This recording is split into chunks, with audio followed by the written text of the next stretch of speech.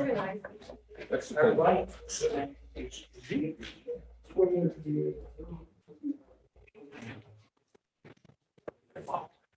There should be someone.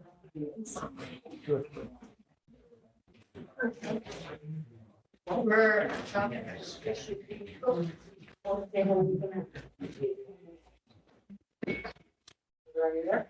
Next one. Sorry about that. Thank you.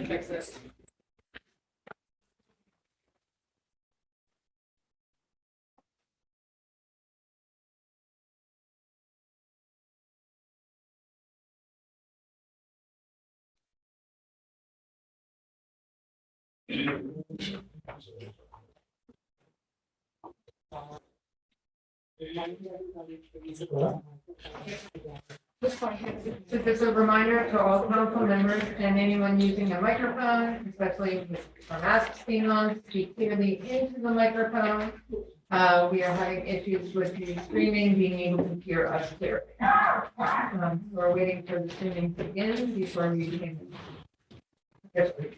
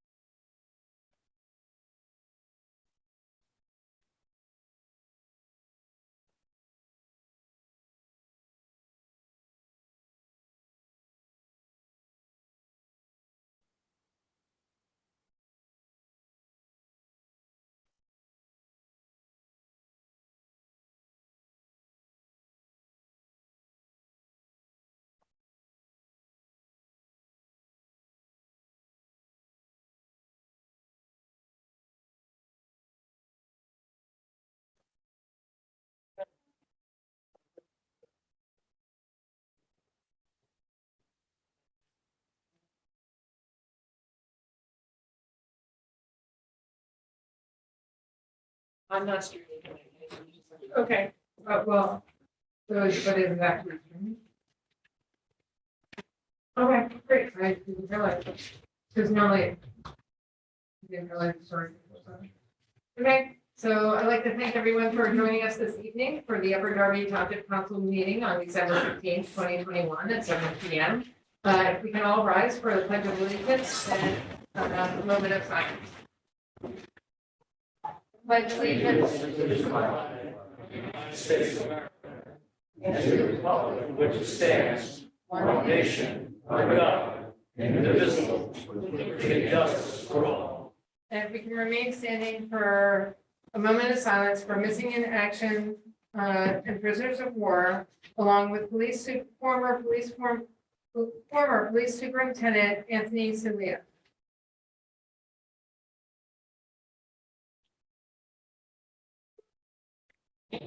Thank you. I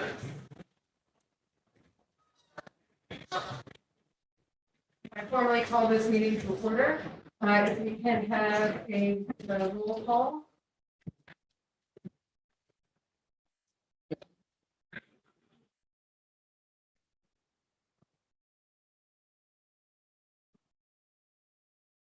Council Gillis is here. Council Silva, Here. Council Blackwell, present. Council Gwynn, Present. Council Burr, Here. Council Sadid, Present. Council Correlia, Here. Council Barnett, Here. Council Wagner, Here. and Council President Wynn. Here. Everyone's here today. Great. Also want to point out that we have Mayor Tepper here with us today, Solicitors Richardson and Kilkenny. We also have CAO Rongione. We have Municipal Clerk Chiquetti, we have Treasurer Heyman, we have Deputy CAO Dobbins, Sergeant of Arms. Right now in the back, we have Officer Donahue, and Officer Bateman will be here in the near future. And also at the door, we have Officer Wheatley. So I just wanted to acknowledge all those present, and I know that we do have some presenters here as well, but you'll introduce yourself as you come, okay?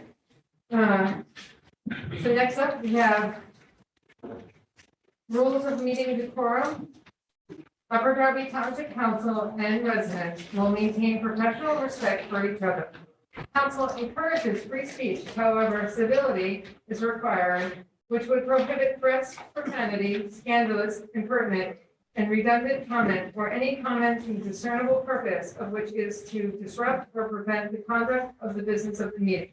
Also wanted to point out that if you are going to be filming while standing, please stand in the back of the room. There's a space in the back, the very back of the room for standing and filming. The township building has a requirement for us to all wear our masks, and that includes when you are speaking at the microphone at the podium.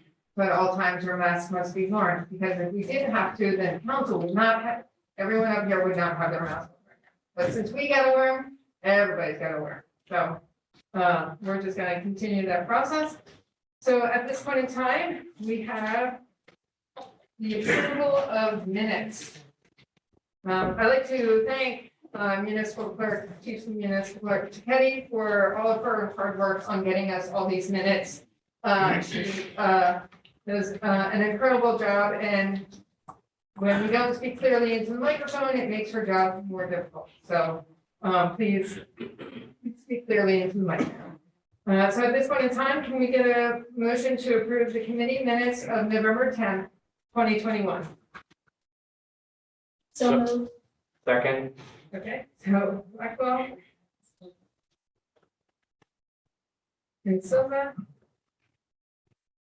Are there any questions or concerns on these minutes? Seeing none. All those in favor, please signify by saying aye. Aye. Opposed, say your name. Ayes have it. Can we get a motion to approve the November 10th budget hearing minutes? So moved. Second. And well, I heard Phillips. Okay. Are there any questions or concerns on the budget minutes? Budget hearing minutes for November 10th? Seeing none, all those in favor, please signify by saying aye. Aye. Opposed, say your name. Ayes have it. Can we get a motion to approve the minutes for November 17th council meeting? So moved. Second. Second. Sadiq and Blackwell. For the second. Okay, any questions or concerns? Seeing none, all those in favor, please signify by saying aye. Opposed, say your name. Ayes have it. And last one is the minutes for the November 17th budget hearing. Can I get a motion? So moved. Second. Are there any questions and concerns? Seeing none, all those in favor of passing the minutes for the November 17th budget hearing, please signify by saying aye. Opposed, say your name. Ayes have it. Thank you very much.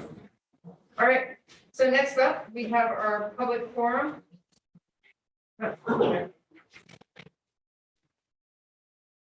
All right, so in the public forum, your name will be called by Secretary Phillips. Please state when you come up to the podium, please leave your mask on, state your name and your address, and then we will, once your address is completed, we will start the timers. Mine is for 3 minutes and hers is for 2:40. Yes, so, okay, here you go.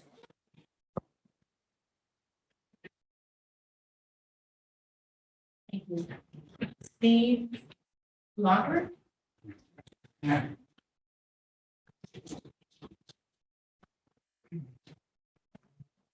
Evening.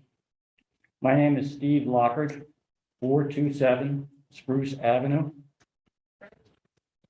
I'm a member of Friends of the Upper Darby Trails, and we have been interested in trail development as well as pedestrian and bicycle safety on the streets of Upper Darby. Just over 2 years ago, September 2019, Upper Darby Trails led a walk along the Darby Creek through part of the Drexel Brook properties in Drexel Hill, down Bloomfield Avenue, under the Garrett Bishop Bridge, and then back. The Drexel Brook had just opened the Holiday Inn on their property. This trail was a nice improvement along the stream, and they generously hosted free coffee, soft drinks on their patio after the walk. At that time, we were told that an easement had been granted by the previous administration to build the Holiday Inn so close to the Darby Creek for their cooperation in making a trail along the creek. On several occasions, Upper Darby Trails have gone back to this trail to pick up litter, tires, debris, especially on access roads to some warehouse north of their parking lot, and also down to the creek sewer lines. It is our understanding that Drexel Brook has not completed their end of the agreement, but we haven't seen that paperwork. Is it possible for Upper Darby Trails to get a copy of that agreement and help the Township and Drexel Brook enhance the Darby Creek Trail?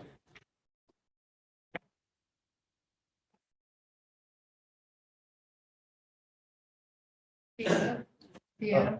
Sure. Thank you, Madam President, and thank you, Mr. Lockhart. In all honesty, I myself have not seen the paperwork, but I absolutely will endeavor to find it and research that issue for you, and would be happy to discuss it with you and share it with you. Okay, is it possible to get a date when I can come? Sure. I mean, I don't want to give you a date and not have located the paperwork, but I assure you we will look for it and contact you as soon as possible. Can I contact you or Ms. Dobbin? 10 days, 2 weeks? Oh, yeah, absolutely. Okay. And I believe you have both of our emails, correct? I believe so. Yep. Okay. Thanks for your time. Thank you. Thank you.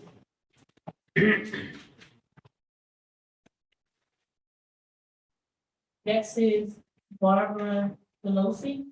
Yes, thank you.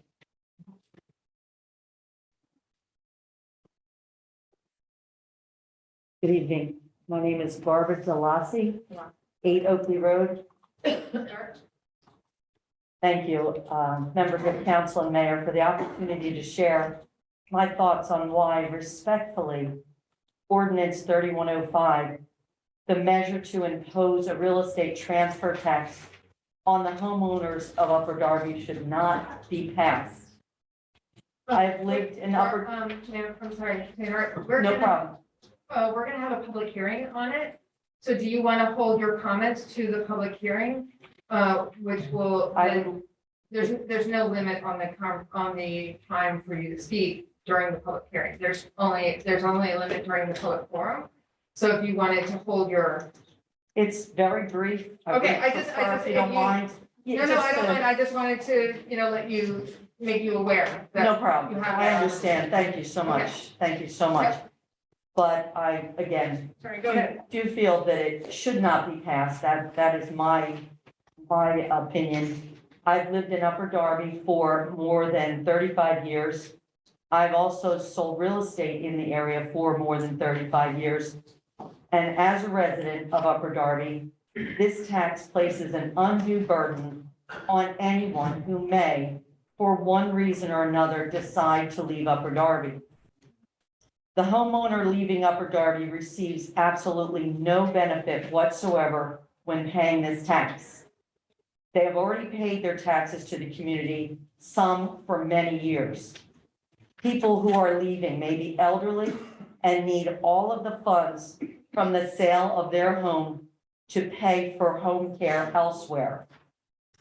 We depend on both homeowners and businesses for our tax revenue.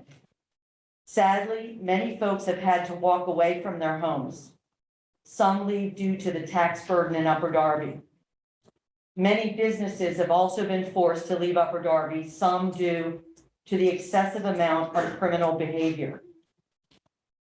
Many homeowners and businesses are leaving this area due to the proximity to the city of Philadelphia.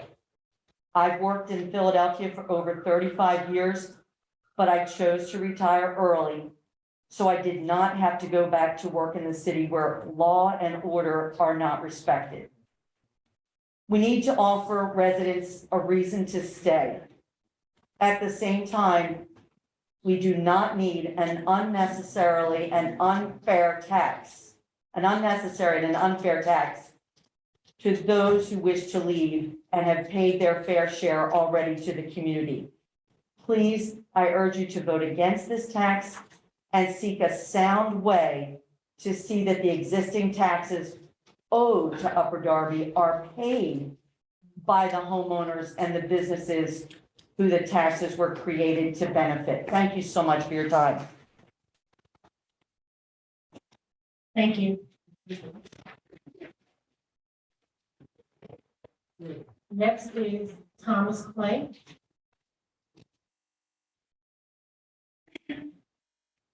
Hi, good evening. Thomas Clay, 4,000 Garrett Road, Drexel Hill. Just about to talk about the speed and the road conditions on Garrett Road. The 4,000 block, I'm a block west of Vermont. You have the Walla School, the parking lots, the apartment building, and I'm on the corner of Morgan Avenue, okay?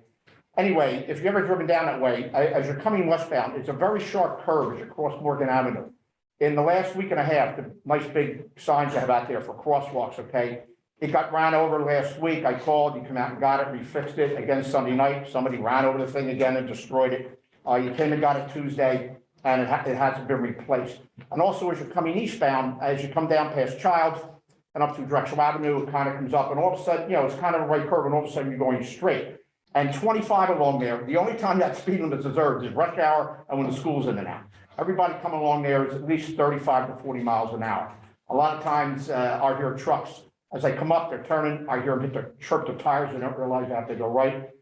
And the reason the sign gets hit so much is people coming down, since it kind of curves all of a sudden to the left as you cross Morgan, okay? Especially guys towing these trailers, especially like these lawn care guys out of these trailers. That's what hits it, because I'm right there in the living room and it sounds like I got smacked, somebody just knocked you upside of the head. So I know it's a state highway, and I don't know what approval you'd have to get. We would like the nice speed bumps you put on Owen Avenue, the nice rubber ones between Garrett and Marshall. I mean, they are nice. But any signage you could do, with the curved arrows, dangerous intersection, slow down, blind intersection, especially coming up when you're coming eastbound. So anything you can do to try to slow people down and let them know that it does have a bad curve.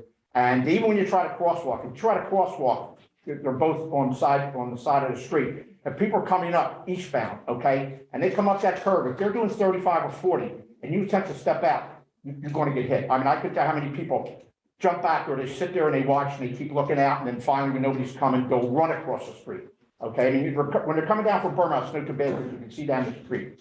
But that's a tough intersection. Now, most of us, when we live there, when we leave, we go through the driveway to the apartment building, especially if you're making a left, because it gives you another 100 feet to see who's coming eastbound. Okay, just making a right is dangerous. Okay, trying to make a left, if you can't go through the apartment building, they're busy or whatever they're doing, it's dangerous. I mean, a couple months ago, some woman was coming down and she didn't realize it curved and went right into that big stone wall in front of the hairdressing place and that business right there, the veterinarian apartment building. I mean, she must have been doing 40, 45, smacked it, tore the whole front end of her car. If the car flipped out in the street, she's lucky nobody was coming the other way. Otherwise, she would have been broadside. But anyway, so that's all we're asking for, okay? Thank you. Madam President, may I address Mr. Clay? Yes, please go ahead. Thank you. Hi. Tom, how are you? Back to the podium, please. I think I agree with you. Members of council, I agree with Mr. Clay. And this has been an ongoing issue. It is a state road. One thing that may still be in here is Superintendent Bernhardt has communicated with our state police, and they have agreed to do traffic enforcement in Upper Darby for a period of time. Perhaps, Mayor, they're still doing that, and if so, we can get them, they actually can use the radar.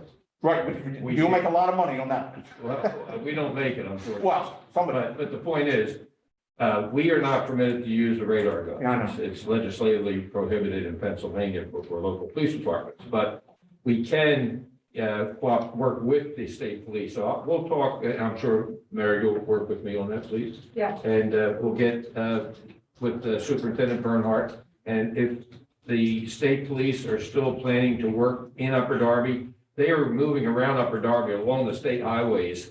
And I've seen them several times, like on Route 1. And they are nailing people, believe me, they're getting it. Well, that's 35, and that's a joke too, unless it's Russia. But the long-term solution is perhaps we need to get PennDOT back out here, which we've had them out here in the past. And I think this is something periodically we probably have to do every so many years, but maybe, again, I won't be here unfortunately, because this is my last month on Township Council. But perhaps I'll speak with the elected representative to the first district, bring her up to speed on the issue, no pun intended, by the way. Right. And ask her to follow through as well, and I'll give you the benefit of what I know about it. Maybe we have a meeting as well. Yeah, just tell them to contact me. Okay, good, thank you. All right, thank you. Okay, thank you. Thank you.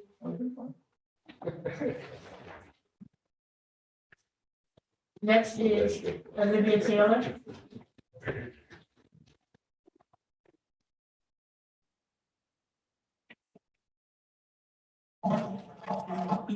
I'll start my time now.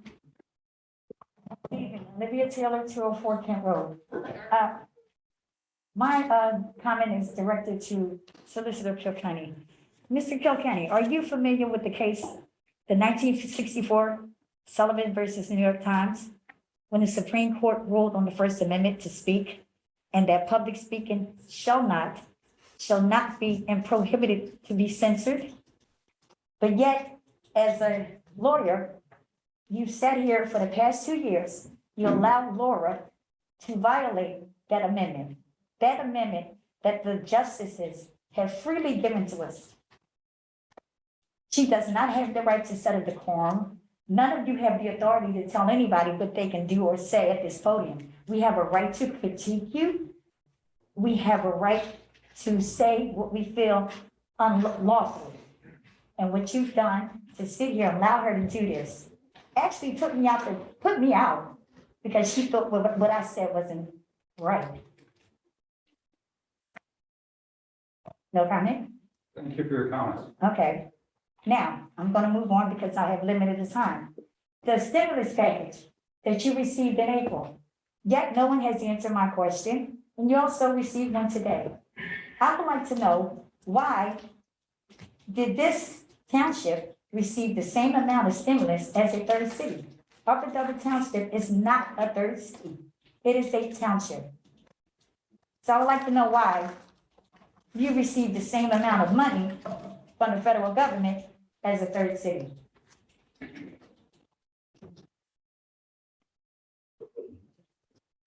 Okay, you're not gonna answer, fine. Do you wish to answer? Excuse me, stop, I'm gonna Well, stop you, my time. Stop my time. Would the CAF like to answer? Because to me, it sounds like fraud. You defrauded the federal government. This is a township and it's always been a township. Well, I think there's a couple of important points of clarification. Upper Darby is a home rule community and. It's not- still a township. The home rule charter is rules that are governed by the township. No, with all due respect, Upper Darby is a home rule community governed by a home rule charter. In the absence of authority from the home rule charter, the default is the first class township code. And the apportionment of the money was done by the federal government, so. That's not- Again, you receive funds under the branch of being a third city. This is a township. Well, That is my question. Why did you receive the same amount of funds as a third city when we're not? right, so I think that question is probably properly directed toward the federal government, but again, No, it's you. You submitted the paperwork. You and the solicitor. the solicitor didn't have anything to do with it. Well, he's the lawyer for all of you, so he's included. I think I've done all My I can do understanding here. is that you're the sixth largest municipality in the townships in the state of Pennsylvania. We are larger than many cities that exist. We are one in of the- six in the biggest state. municipalities. We are still a township. My question is, why did you receive Okay. funds Okay, you're as right. a third Okay, city you're right. when we're not? And if I may, counteract what the CAO said at the last meeting, when he said that the people that spoke, we were criticizing our police and putting fear in the people. We were not. I, for one, have never criticized my police department. Well, I was criticizing you all for what you've done to this department, number one. Number two, the people can judge for themselves, okay? We're not putting fear to anyone. If you pass this budget tonight, what happened on December the 2nd is just an eye opener to what the future is gonna hold for this township. The people can see. All right, the numbers mean nothing. When they call the police and they don't show up, then they'll know that I stood here and told them the truth, not you. You have a habit of sitting here, talking in circles, and then twist what we say, and it needs to stop. It really needs to stop. You take advantage of that, because we can't respond to you once we leave this podium. That's all I have to say. Madam President, may I comment on what the speaker had to say? Yes, please. Margaret. Thank you. The speaker's first comment was about people being limited in what they are allowed to say and not say at the podium. And she referenced the very famous case of the New York Times versus Sullivan. I would be remiss if I did not point out that my father testified as a witness in that case in the trial court in Alabama. That's really got nothing to do with it, but nonetheless, it's a fact that I just love. More seriously, though, it is true that just a couple of weeks ago, I'm sure the solicitor is already well aware of this and probably knows more about it than I do.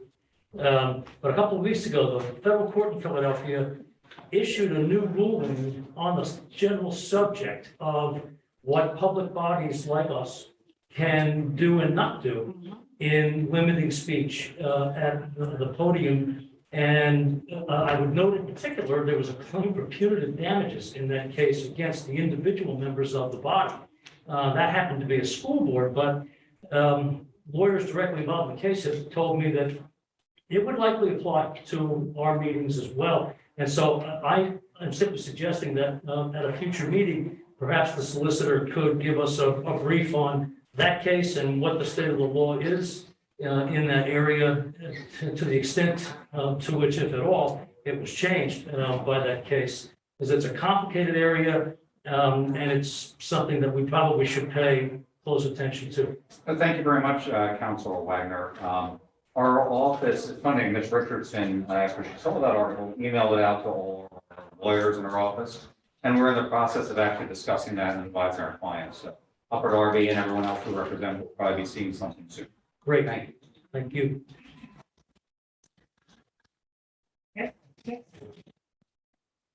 Thank you. Next is Colleen Kennedy.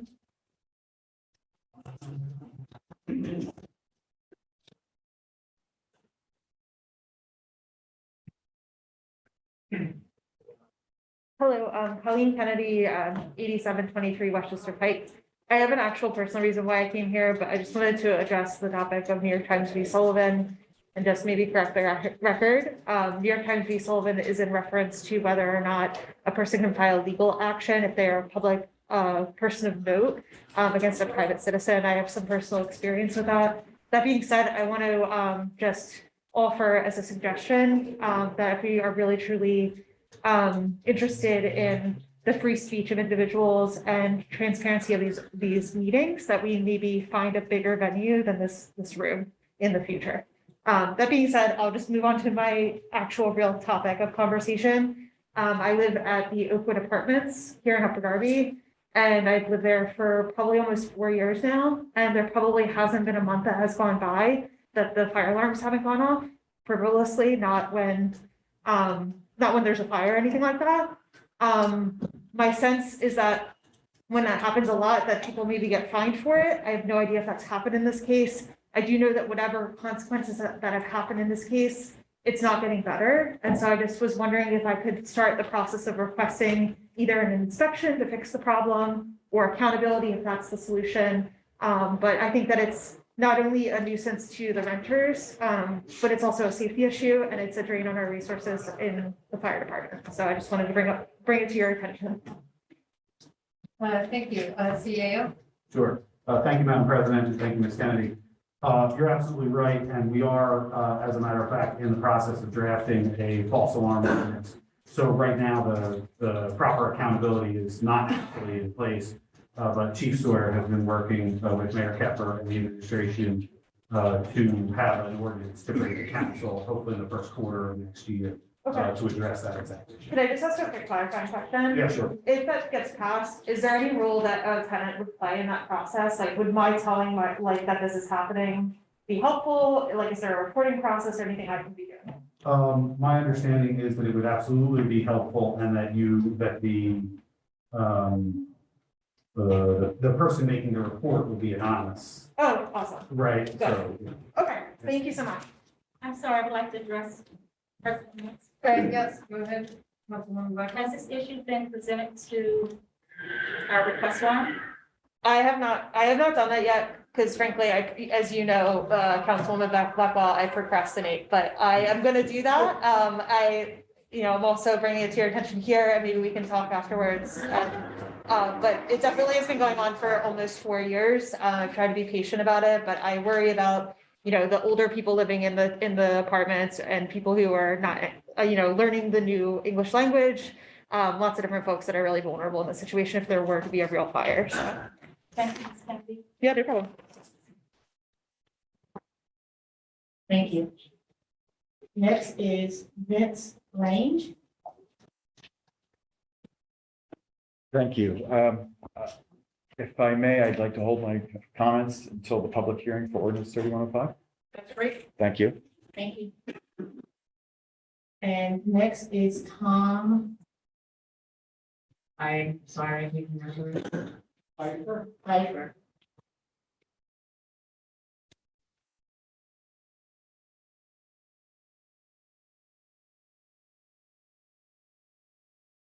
Good evening, Tom Piper, 469 Forest Avenue. I'm here to talk about the ordinance. I lived in the township my whole life. Wait, sir, so there is are you talking here for the RCO? Yes, So would you want to wait until the public hearing on the RCO? I'd like to speak Okay, tonight, and then if, like to speak further if I could. okay, that's great. I just wanted to make sure, because there's no time limit during that public hearing. So, Okay, thank you. okay, thank you.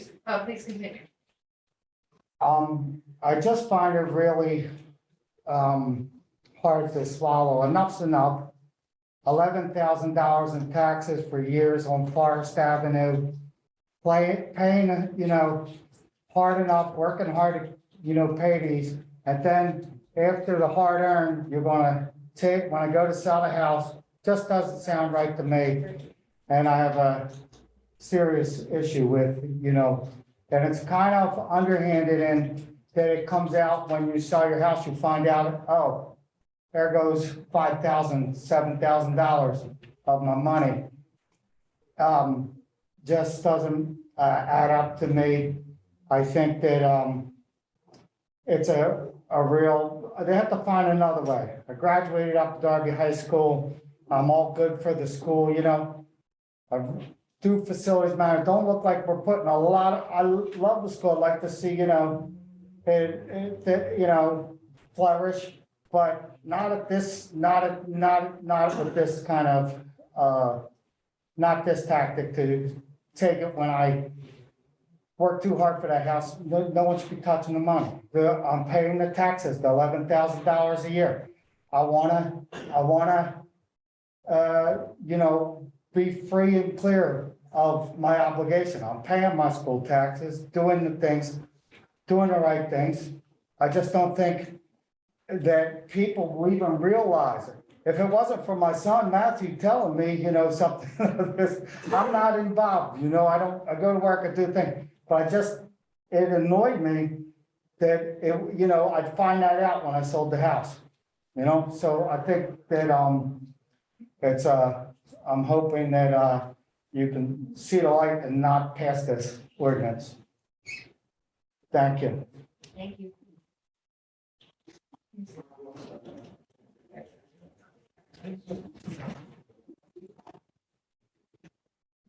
Thank you for everyone who is speaking. For those who spoke on ordinance 3105, when we get to that, there will be a public hearing in case you do have other thoughts that you wanted to share. And that also goes to the other public hearings that are happening for the other ordinances we'll be discussing today. Okay, so next up, we have a presentation for the land development at Beverly Hills Middle School. So come on down, gentlemen.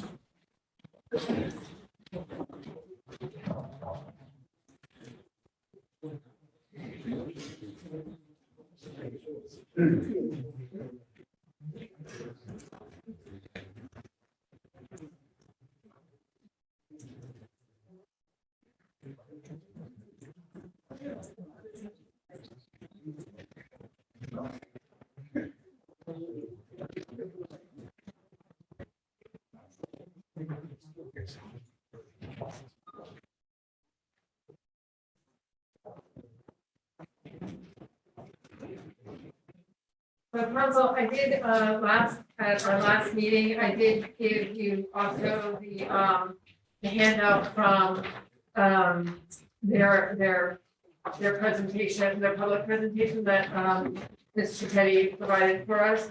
They do have more handouts in case you don't have yours with you and you need one. Mr. Lee has some, if you need one. So if you need a handout, please, let him know and he's got them for you. I would like to. Need two here. Good evening. My name is Andrew Saul, counsel for the solicitor. I understand you guys have a busy night ahead, so I'll try and be efficient. This project was actually before you before. Actually, so really, if I'm here. Thank you very much. Good evening. So you may recall seeing or hearing about this project before. It was before you in a different manner. We had filed a petition to vacate Equal Avenue, which was one step to going to the project that we're ultimately looking to move forward with. In a nutshell, we're taking at Beverly Hills Middle School, taking out the old facility, the old athletic facility, outdoor athletic facility, and making it a turf field and maximizing the space. I'm going to hand it over to the folks who are really running the show here, Marvin Lee, who's the controller, and Chuck Kelly, who's the engineer on the project, and we can walk you through that. We've been back and forth with the township engineer. We made a lot of progress. I understand we have some great positive feedback from the neighbors. So with that, I'll hand it over to Marvin Lee. Thank you, Andrew. Good evening, everybody. My name is Marvin Lee. Thank you very much for the opportunity to speak this evening. I'm the controller of operations for the Abu Dhabi School District.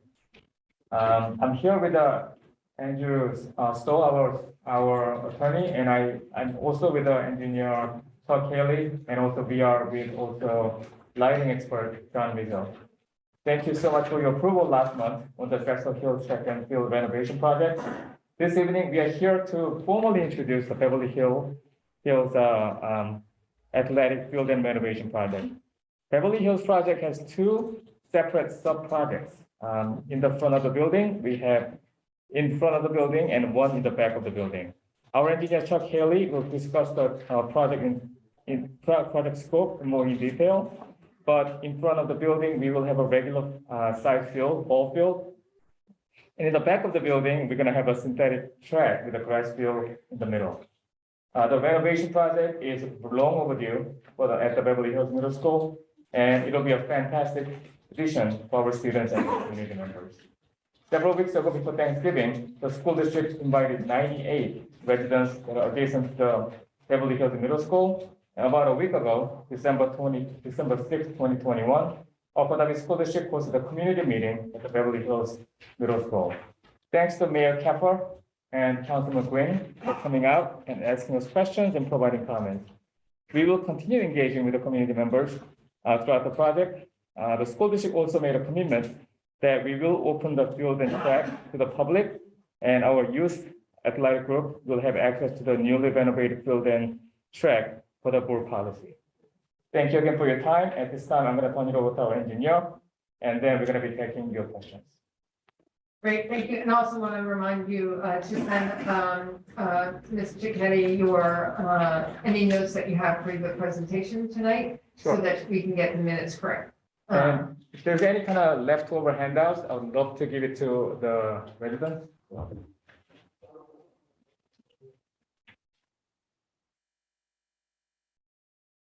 Hello, as Marvin said, my name is Chuck Haley. I'm with ELA Sport. We're the engineers for the project. As you may remember, as the solicitor has mentioned, we were here earlier in the year to vacate the existing Equal Avenue that runs in front of the school and serves as a parking facility. Then in October, we were in front of the zoning hearing board to get a couple of variances with regard to the location of the parking lot and the separation of distance of the entrance to the upper parking lot that we proposed, and also to get a special exception for the expansion of the athletic facility use.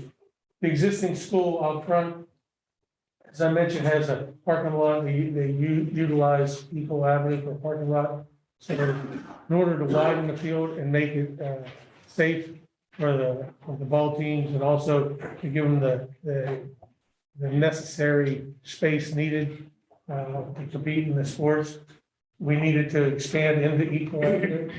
So to replace that parking on the campus, we introduced a parking lot on the west side of the fields, and that parking lot enters off of Garrett Road.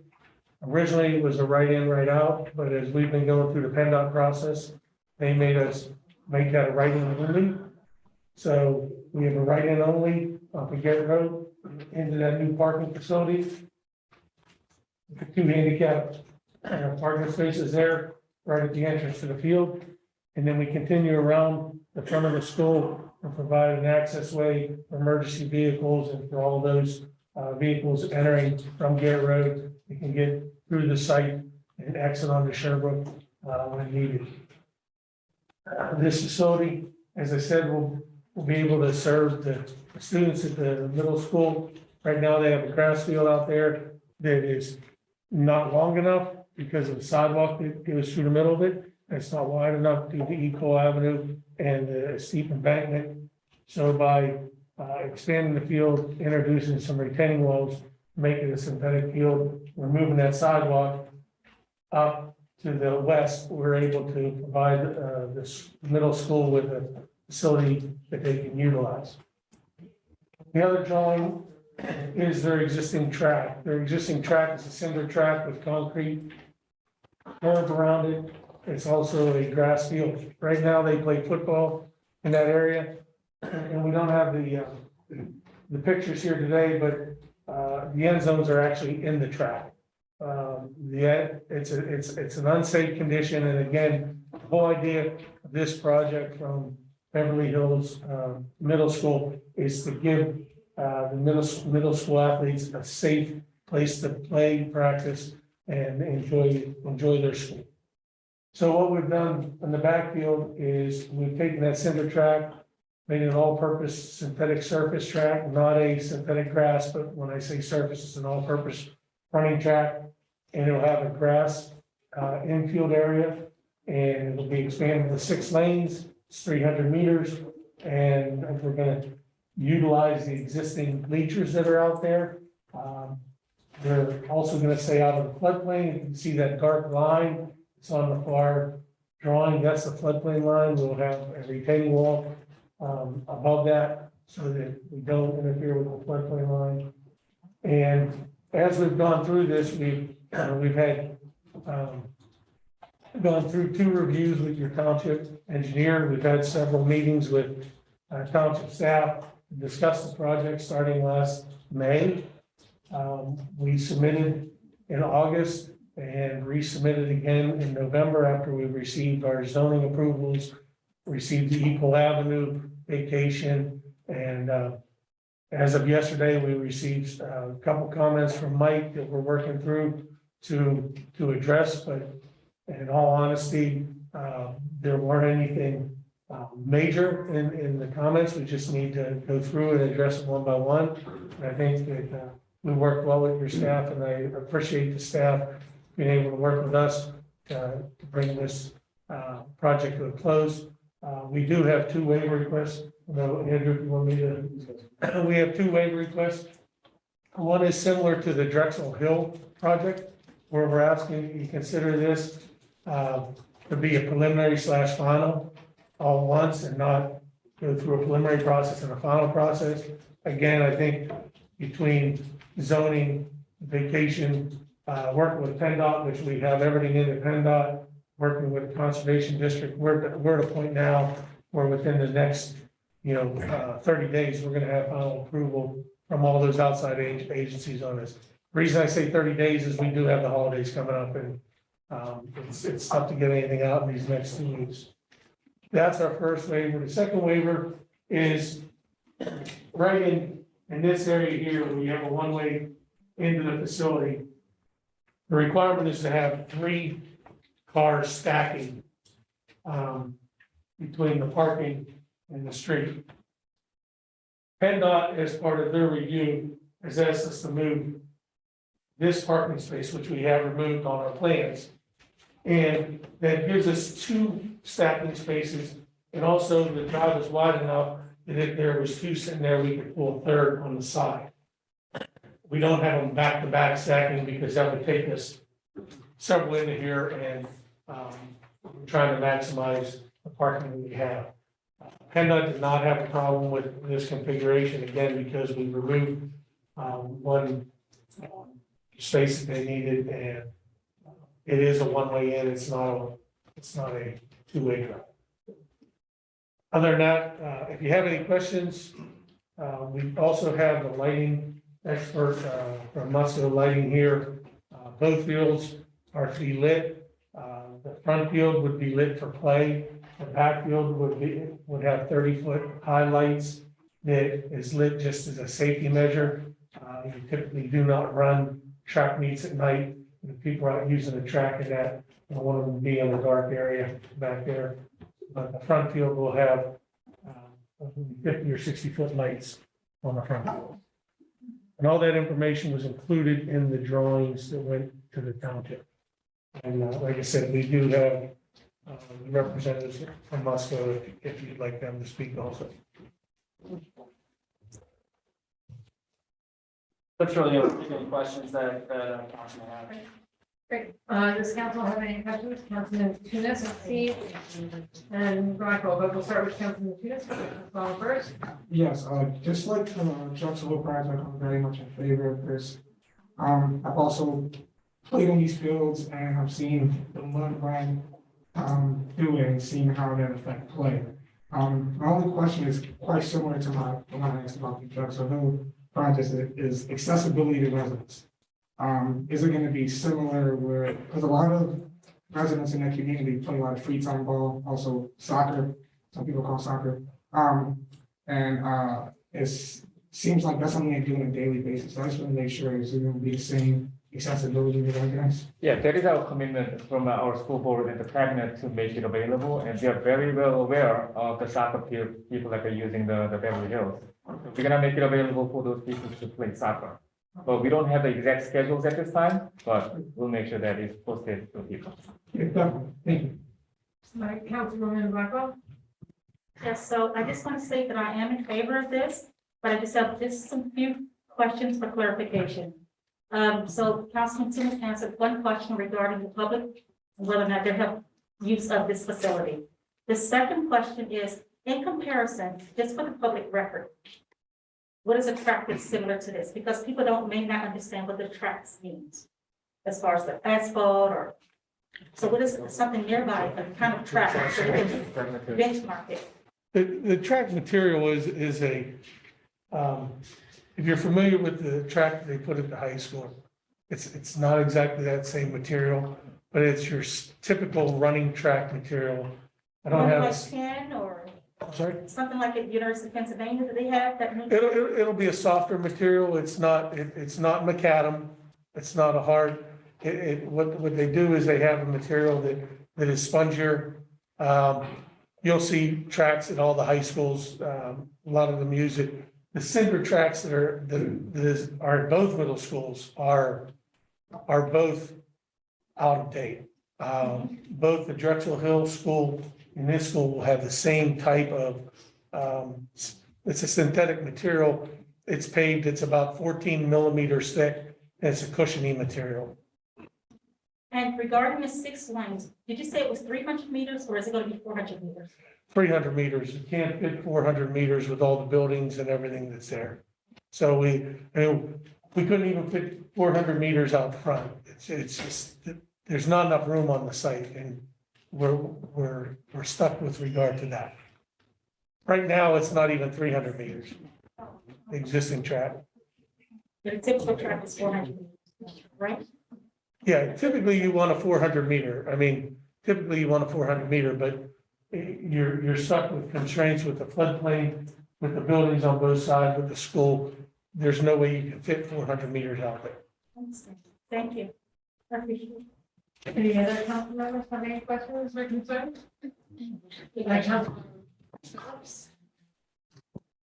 So how do the residents feel about the lighting? I saw some of the pictures in here. What do they think about your presentation with the lighting? So we received very, very positive responses from the Drexel Hill neighbors. And we actually hosted a meeting, community meeting on the December 6th, but no residents actually came up to the meeting. Even if we advertised like 2 weeks before the actual meeting. So we don't know, but based on what we received from the Drexel Hill, it was very well received by the residents. Thank you. Councilman Wynn and then Wagner. So you go ahead. I'd like if you could have a lighting individual give a more detailed explanation as to what's happening and the shielding that you have, so it may take away some of the questions that people have in their mind. How's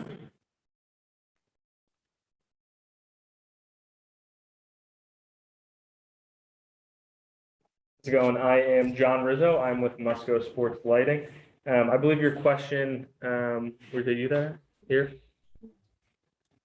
In regards to shielding. So Musco offers actually the only fully cut off sports lighting fixture, which means that the actual source of the light, the LEDs and the diodes, are completely shielded by a visor that is patented and custom made by Musco, as opposed to, if you were to go out to an older field and see those wood poles and those lights that are essentially, glorified headlights that are just bulbs with a glass fixture on top of it. The fixtures are completely cut off to avoid spill into the neighborhood, as well as safety and playability for anyone using the field. What is the size, the height? Yep, on the soccer field, it's 60-foot poles, and on the walking track, it is 30.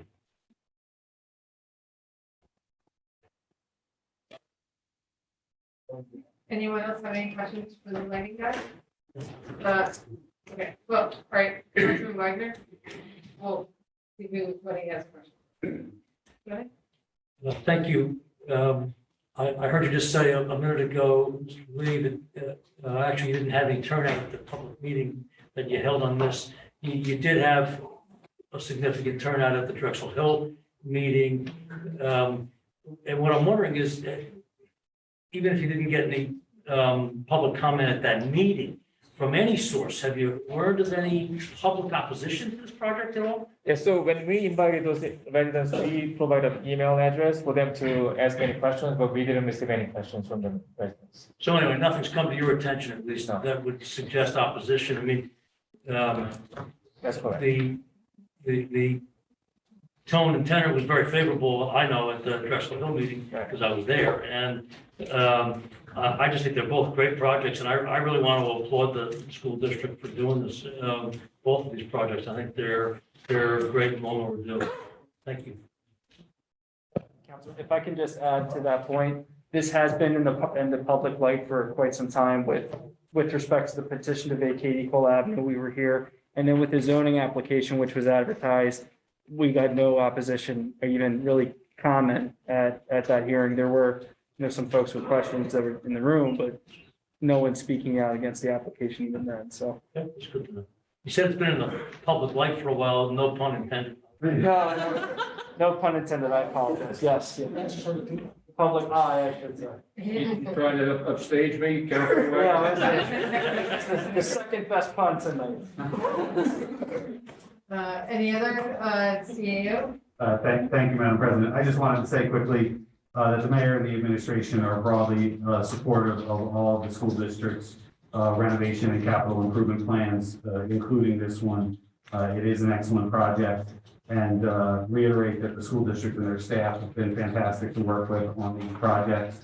And I wanted to give a special mention to Councilman Gwynn, because due to the vacating of Equal Avenue, we were able to submit an application for school pleasure zone on Garrett Road. So with any luck at all, largely due to the help of the school district and the tireless advocacy of Councilman Gwynn, school children will be much safer crossing Garrett Road for generations to come. Great. Also want to point out for anyone who is looking in the packet, it does have an image of the light and the shield. I'm a theatrical lighting designer, so I do understand this pretty clearly. So I appreciate that. So I just wanted to point that out. I do greatly appreciate the work that you're doing on renovating the fields. It has been, they haven't been working out too great for people, so what you're planning is a great improvement to our community and all those who will potentially use those fields. Does anyone else have any questions or concerns? Councilman Wood? Just one. What is your time schedule when you expect things to start? And you're ultimately, once you have started, you expect to finish how long? So it's not final schedule yet, but we expect to begin to Drexel Hill and the Beverly Hills front hill on April 1st, and the Drexel Hill backfill in May, early May.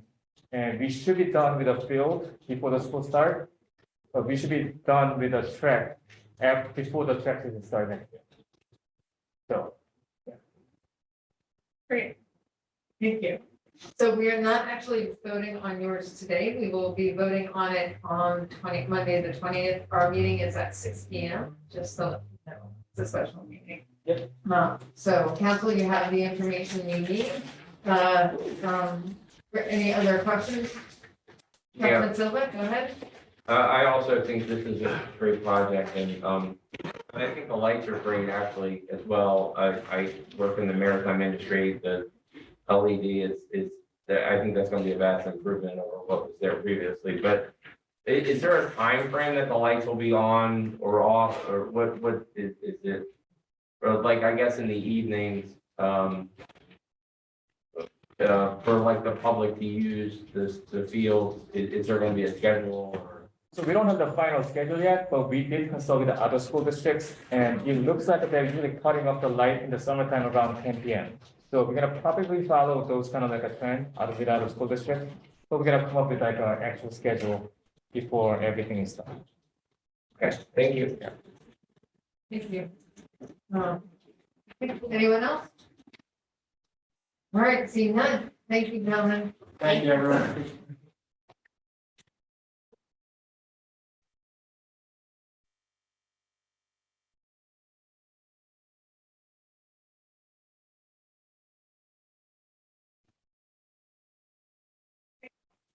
So, all right, so next up we have, actually me. So, at this point in time, council, you have the schedule for, the intended schedule for our 2022 meetings. I will read them off. At the bottom, we have our reorganization meeting, January 3rd. It's actually, January 3rd, 2021 at 7:30 p.m. 2022. That was a typo from 2022, so we'll correct that. Thank you. And it will be, we did get confirmation, we will be at the,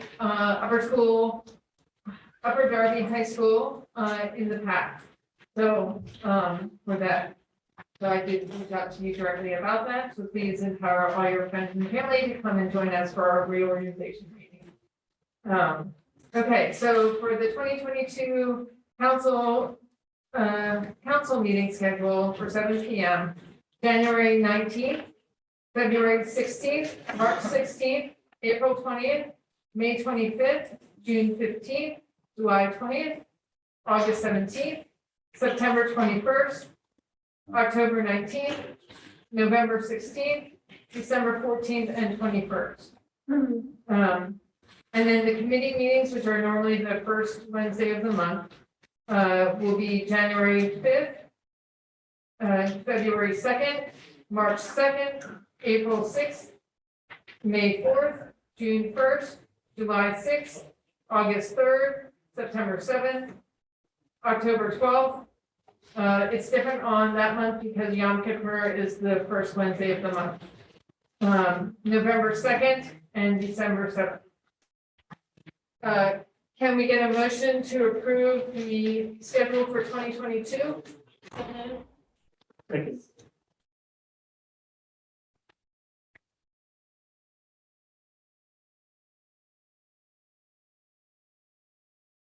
Are there any questions or concerns on the schedule?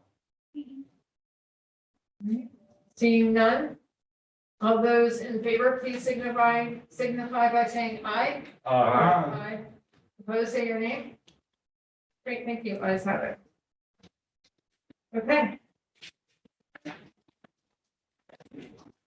All right, I don't, beyond that, I don't really have anything to update you on, except for the clarification that we do have a special meeting next Monday at 6 p.m. Just want to clarify that Monday at 6 p.m. is a special meeting. We have a bunch of ordinances that we need to, that is our last window of time to pass them, so, or to vote on them. So that's the schedule. So moving on, we have the Honorable Mayor Barbara Ann Pepper. Please take it away. Thank you, Council President Wentz. First, I'd like to say a hearty congratulations to our new state representative, Gina Curry. She was sworn in on Monday, and she's, starting an exciting chapter for Upper Darby, and we look forward to working with her going forward. And I'd also like to say a very sincere thank you to all the council members, department heads, community organizations like Grand Stepping Up, and residents who participated in various community meetings, toy drives, cleanup events, and much more over the past several weeks. Special thanks to Superintendent Bernhardt, Chief Sawyer, Public Works Director Joe Martin, Councilors Blackwell, Tunis, and to the 69th Street Wildcats, and to everyone who made all these events possible. The holidays are always a busy time and stressful, and the more that we can come together and help each other, the stronger we will be as a community. This past week, we also received the final strategic management report regarding the township's financial status and the future. That was started under the previous administration and funded by the State Department of Community and Economic Development. This important report was shared with council a couple days ago, and it will be posted on our website within the week. The report has been discussed previously, and it is intended to be the first step in a process wherein the DCED, the Department of Community and Economic Development, will help provide and find funding for future investments in Upper Darby. However, the report also contains some sobering information and some serious recommendations. It discusses the fact that our fund balance has been rapidly decreasing over the past 5 or so budget cycles. It outlines how our expenses are rapidly outpacing our revenues, largely due to our contractually mandated personnel costs, and COVID has been a big factor in our revenue generating over the last 2 years. We also have the largest unfunded post-employment benefit liability logging in at over $300 million. And we're looking to successfully navigate all these challenges and to receive the funding and help that we need from the state. And we have to act on some of the recommendations. That is why tonight we're holding a public hearing on Ordinance 3105, which will generate much needed revenue through a modification of the already existing realty transfer tax. The proposed new levy will be 1.5%, and that's up from 1%. And the revenue will be split evenly between the Upper Darby School District and the Township. Previously, the Township did not share in any of the revenue from this tax, and if the proposed ordinance had been in place over the last 10 years, the Township would have collected over $16 million. Needless to say, these funds would have gone a long way towards improving the financial condition of the Township and the lives of our Upper Darby residents. And we're looking forward to the hearing, which will happen tonight. Another important piece of legislation being discussed this evening is the responsible contractor ordinance. This ordinance will ensure that any publicly funded project in our township will have only the best trained, the most qualified contractors providing the best value and service for our tax dollars. As you may recall, last year my administration proposed an ambitious capital improvement plan for the township, and this ordinance will go a long way toward making sure that only the highest quality work is done for our residents and taxpayers. I support both of these ordinances, and I urge council to join me in supporting them for the betterment of our community. I also continue to support the school district's plans to improve and modernize their facilities. And I would like to thank the team from the Beverly Hills Middle School Land Development Project for joining us tonight to give a presentation. Our partnership with the school board and administration continues to be strong, and I want to applaud and thank them for continuing to make important investments in our community and our children's future.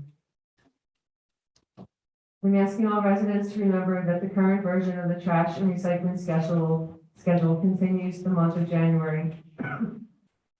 We will be mailing the 2022 trash and recycling schedule to Upper Darby residents next month, and it will continue to include more better information for all residents on a wide variety of topics and township services. Excuse me.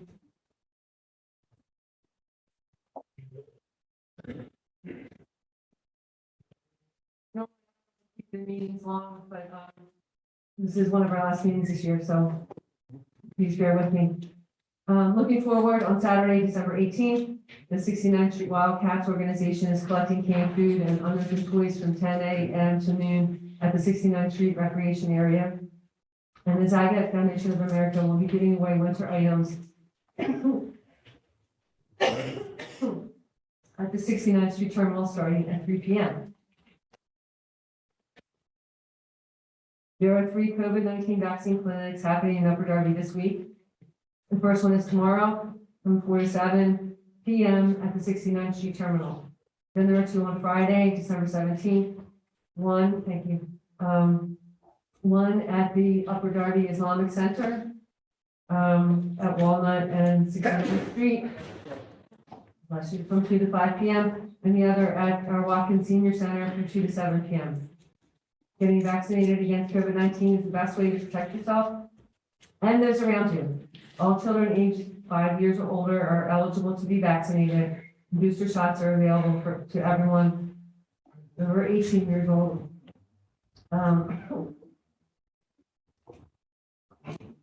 Okay, that's it. Thank you and have a good evening. Thank you very much, Mayor President. Wow, combo. Mayor Pepper. All right. So next up, we have the treasurer's report. Treasurer Heyman.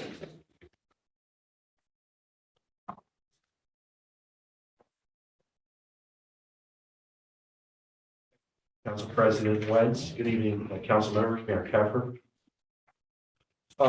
First of all, I want to thank the CAO's office for really being awesome in getting the information so that we have a report tonight, particularly Ms. Dobbins, Rose Rice, who made this very easy to do.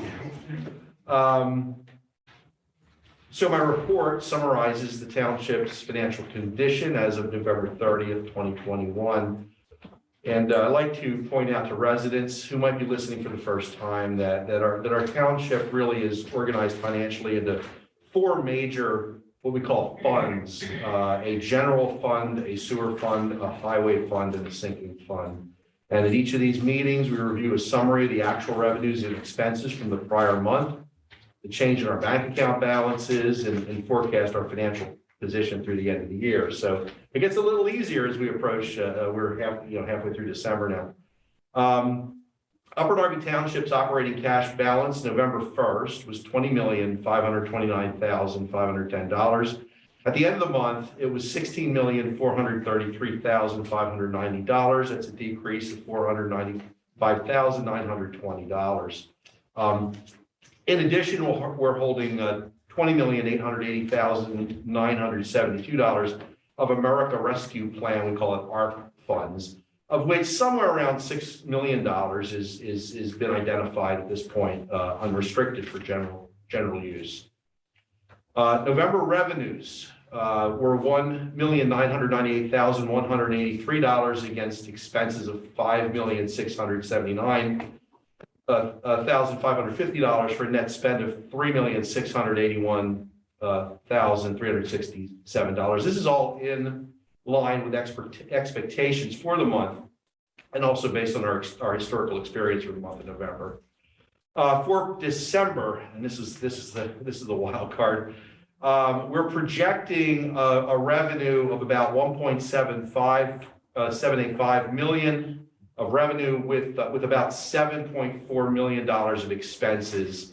We're actually now, this is pretty good news, resulting in an end-of-year projected operating fund cash balance of over $10 million. I got it at $10,810,928. We ended 2020 with just about $5.4 million.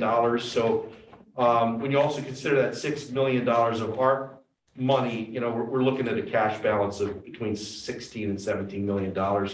Moving into the new year, which is really terrific. I hope I have the same good news by the end of December. So it does appear that we won't need to take a bridge loan this year. Finally, as of November 30th, we're 92% of the year finished. We've collected all of our revenue for the year. There will be some coming in for December, but we really hit the budget. And we've expended about 90% of the budgeted expenses, which will finish up December. And that concludes my report.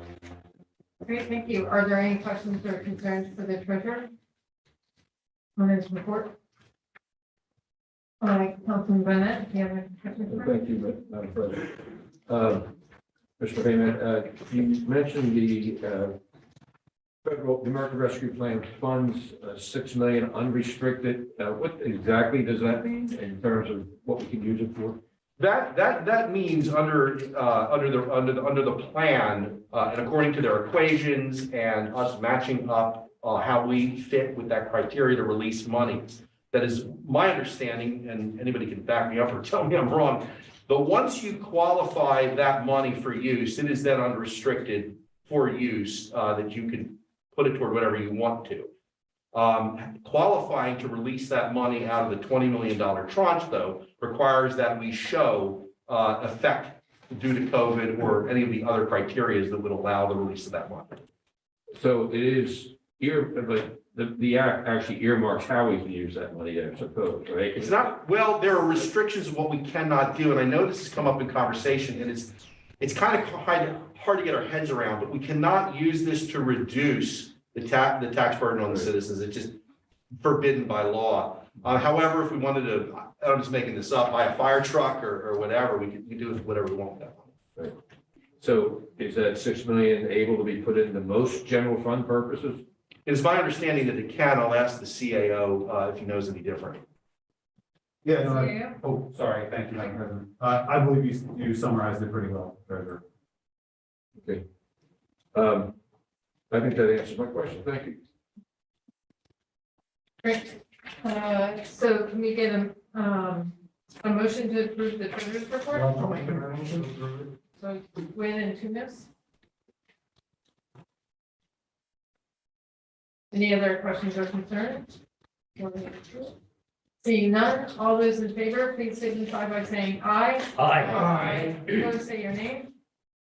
Ayes have it. Thank you. Okay.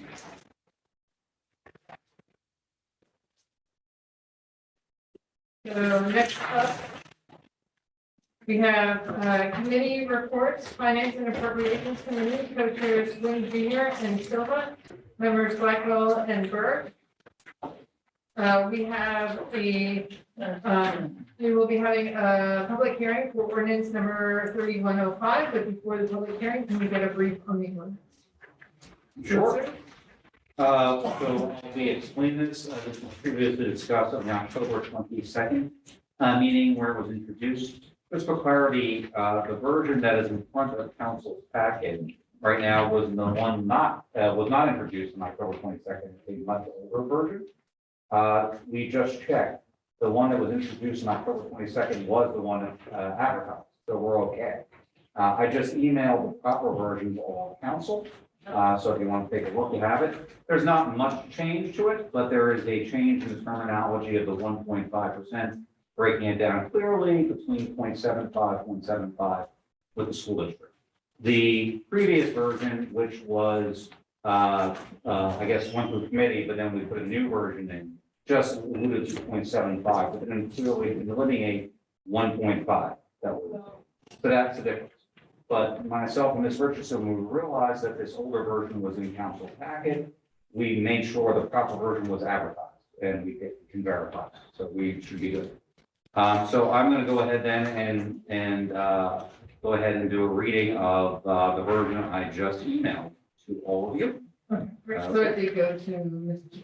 Yep, she's on the email. Yeah. Okay, great. And because I want to make sure if it passes, that's the version that's signed and not the older version, so we're not dealing with them.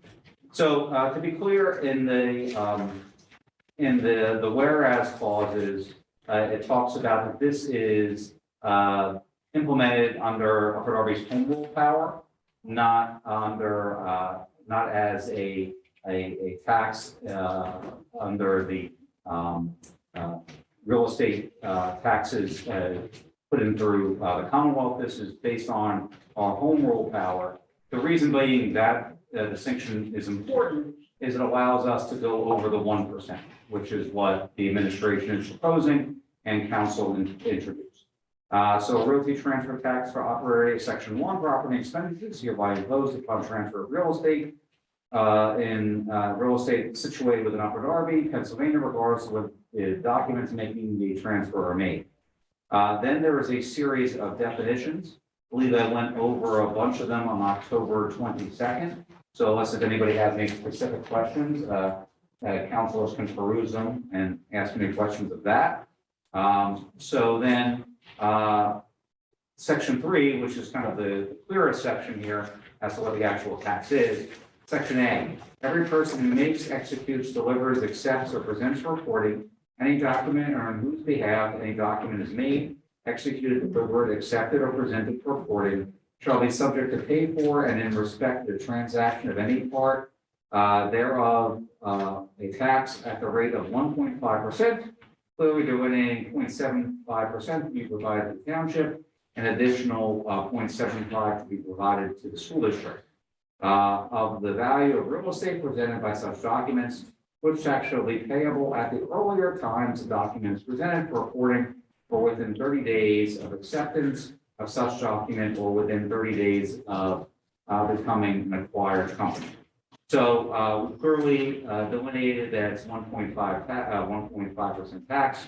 We're using our home rule power to do that, and we're allocating actually the ordinance so to be clear to any taxpayer that the point where the money is going. So that is actually administered by the Recorder of Deeds in Delaware County, and then which is an appointed position by County Council. Then the Recorder of Deeds actually So we checked out actually how Radnor Township does it, which is obviously another home rule Delaware County community that has also gone over is also at 1.5% tax. So what they do is they actually send a separate check to the Radnor School District and the Radnor Township. But their ordinance actually says everything will go to Radnor Township. So we mirror that. We just want to be consistent and to obviously Radnor's had it for many years. So wanted to be clear in case there was any kind of legal challenge. Section 5 talked about all the excluded transactions. And there was a whole series of, I believe, 21 of them, several of which people asked questions with at the first hearing on October 22nd. I don't think any of that has changed. I know none of that has changed. So if anybody had any questions related to that, do that. And then there is various what happens with acquired companies, which is section 7. Section 8 are the credits against the tax. Section 9 is the extension of the lease. Section 10 deals with judicial sales. Section 11 is the recorder of deeds process. Section 12 is the statement of value. Section 13 are penalties. Section 14 are unpaid tax and how they would become a lien. Section 15 is how interest is calculated. Then there's a severability repealer clause and then an effective date. This very closely mirrors how Radnor's Township ordinance appears. And we did that specifically because Radnor has been in effect for a long time. It's another Delaware County home rule municipality. It's written different ways throughout the Commonwealth, but we chose that based on home rule and Delco. So that concludes my reading of the. Great, thank you. So at this point in time, we're opening the public hearing on ordinance number 3105. If you'd like to speak, please come forward to the podium and state your name and your address and go for the process. Good evening, Vince Range, 201 North Bradford. My name is, again, Vince Range, and I'm the 2021-2022 chairman of the Suburban Realtors Alliance. We represent more than 14,000 realtors in the suburbs around Philadelphia. I'm here this evening to share our opposition to the proposed increase to the realty transfer tax levied by Upper Darby Township. We oppose the increase for the following reasons. Because the transfer tax is levied only on buyers and sellers of property, the burden per taxpayer is much greater than a more broad-based tax designed to generate the same amount of revenue. This extra burden is not a one-time tax, as many may argue. It is levied on sellers and buyers each time they transact in the township. Along with the expensive sewer lateral inspection implemented last year, this tax increase will strip even more hard-earned equity from the current Upper Darby residents. The transfer tax adds a considerable burden on first-time home buyers saving for a down payment and covering closing costs. As the cost of housing has increased significantly in our region and across the country over the past year, this added expense would make home ownership in Upper Darby Township even less accessible or attractive for home buyers. The substantial increase Upper Darby is proposing will place the township in an undesirable position of having a 50% higher local transfer tax rate than most municipalities in the region. The amount of revenue earned from the realty transfer tax fluctuates greatly as supply and demand for housing wavers due to varying economic conditions. Transfer taxes are a particular poor revenue source for the general operating budget at state and local governments because of their extreme volatility. Thank you for considering the concerns of our organization and members regarding this proposed tax increase. And for all the reasons I've discussed, we are urging council members to oppose this ordinance. Thank you. President, may I address the speaker? Yes, you may. Sir, you said something to the effect that it's levied against both buyers and sellers. Would you explain that, please? If I may, I'd like to pull up the CEO for Suburban Realtors Alliance. Madam President. I apologize. My name is Jamie Reg, and I'm president and CEO of the Suburban Realtors Alliance. It's a negotiated part of the transaction. Sometimes it may fall on the sellers completely. Other times it may fall completely on the buyer. Most of the time it's negotiated between the two, that both would pay that amount. That is my. Half of the total. Right, okay, thank you. Okay. Anyone have any questions or concerns for this speaker? CAO? Yeah, just very quickly, I wanted to thank the speakers and the Suburban Realtors Alliance. Though we don't necessarily agree on this policy issue, I do appreciate the way that you've organized and conducted yourself in this debate. It's been very professional and cooperative, and I just wanted to say thank you for that. Thank you. Thank you. Any other council members have a question? I'm sorry, what was Councilwoman Buckett? Can I, Go ahead. Yes, right, just giving you the mic. what's your name again? I'm sorry. Vince Range, RANG. Anyone else have any questions or concerns for that? No? Thank you very much. Thank you. Anyone else have anything they'd like to say in reference to this ordinance? Please come on up and state your name and your address. Living Taylor, 204 Kent Road. Would this tax apply to Councilman Siddiq and his people? Because they're the ones that's buying up the Darby's property. Would this apply to him and his people?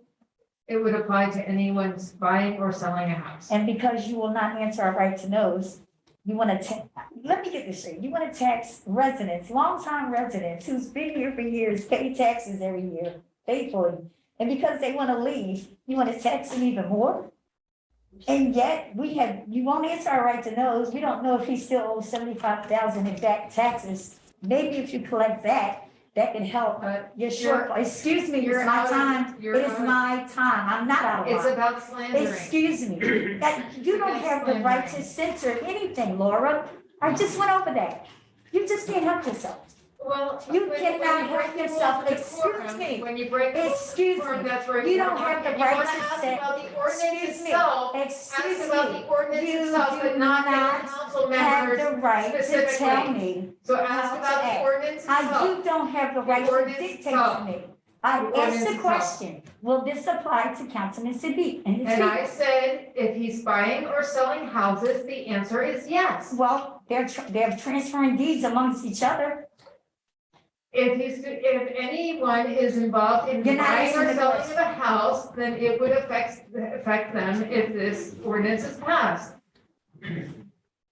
Answer the question. I did answer the question. What about the 75,000 he owes in taxes? You're out of order in No, I'm not. reference to that, No, I'm because not. No, I'm not. I asked the question.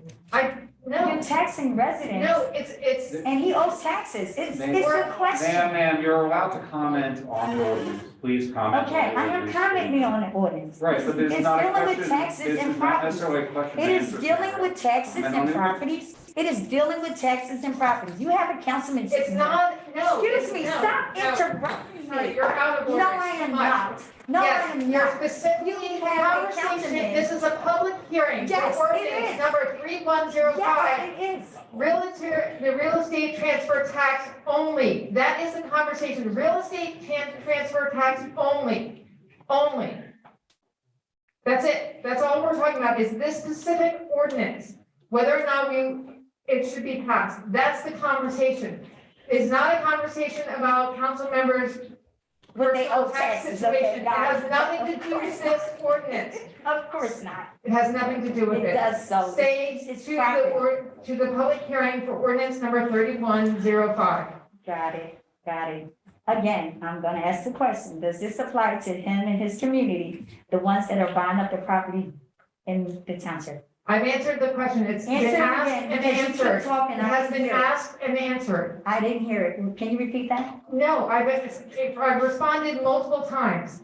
It applies to anyone who buys or sells a house. Okay, Period. can you make that public? I will In like to Upper make that Darby public. Township, if this is passed, it will apply to anyone who buys or sells a house.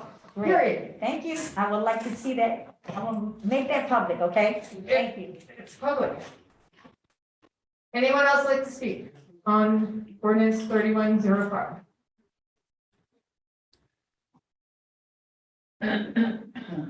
Do I give my name and address? Yes, name and address, please. Colleen Kennedy, 8723 Westchester Pike. I'm still learning about this issue, so I apologize if any of my comments are inaccurate as to what is actually going on here. Before I bring up a few notes, and I'm not yelling at Mr. Kilkenny, but you reading it aloud, I couldn't process what any of this means. So I'm just wondering like what should be my best practice as far as reading this policy like ahead of a meeting? Is it all on the website? It is. Do we normally print out stuff for people to read in the audience, or is that like? No, but it's been publicly advertised and available via the website. And there is a copy in our binder. That's okay. available there for the public to view at the front of the room. Understood. Thank you. Okay, so I'm gonna make my comments based on my best understanding of what's going on here, and then please feel free to educate me if I'm incorrect here. But so a family member texted me this morning because they were worried about the impact of this policy on school district funding. I'm still trying to understand that whole process and what the amounts are, what the history has been, et cetera. But I wanted to note that even if, legally or policy-wise, the township is allowed to change what has historically been happening before, and even if they're right in that regard, I hope that we all take pause to think about the situation of school funding in our state and in our community. I wrote down a few notes here. So our school district, regardless of whatever budgets we pass, Children's First PA, formerly known as PCCY, has done research about how Upper Darby School District has been underfunded by at least $1.5 million per year. That doesn't include the $2.1 million per year that leaves the school district budget from charter school costs. And that's when we're talking about adequacy, not a thorough and efficient system of public education. And the bottom line here is I appreciate all of the budget constraints that we're all dealing with here because of COVID, because of previous administrations, et cetera. But I've been around long enough to remember when we were trying to fight for these school budgets. And I remember a lot of folks that are still here not being willing to fight for resolutions to fight for school funding because it wasn't their problem as a council member. And so I'm a little frustrated about that. The bottom line here is that the revocation of these funds from Upper Darby School District, whether it's right or wrong or somewhere in between, are going to fall on the shoulders of the lowest wage workers, including people that I care about. And it's going to result in likely reductions of staff time. And so I would hope, my final message here is I would hope that all of us, regardless of party affiliation, our role here as elected officials or non-elected officials, continue to fight for fair funding for our public schools. Because unlike the last speaker's comments, the thing that actually makes it really hard to buy a home is the poor school budgets that we have had to deal with growing up. Not any of these reasons that harm the realtor industry. That's not really what the problem is here. Thank you. Just for clarification, in reference to, so we, CA Rangione, provided us with a spreadsheet when this was first introduced. And starting from 2015 to 2016 fiscal year for the school district, they had budgeted $1,250,000, but they brought in $2,380,408.95. That was the beginning of them. From every year from that point, they've brought in way over their budgeted amount. If we, for the 2021 to 2022 budget, we're only looking at a 6-month window that we would be collecting it if this passed as is, right? And that we would still be under, for the partial year projection, they budgeted a $2,405,000, and they've already collected $1,514,993.64, which is 62.99% of the budgeted amount. So if heading into January, we collect 0.075, that would equal to $1,136,222.73, which is 47%. 47.24% of of the budget. Okay, So basically what that means, there's a whole lot of numbers, sure. is that we will not be tapping into their budgeted amount.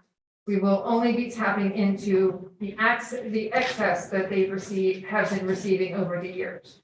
So the whole, and we're only taking 0.025% away from the school district. So we're only taking a little bit away from them. It does add more for the real estate tax itself to the 1.5, but we're only taking a little bit. The township's been hit hard over the years. So we're trying to mitigate our situation as well without raising our overall taxes, which we have been successful, especially under Mayor Pepper, to not raise the taxes over the last 2 years. Okay.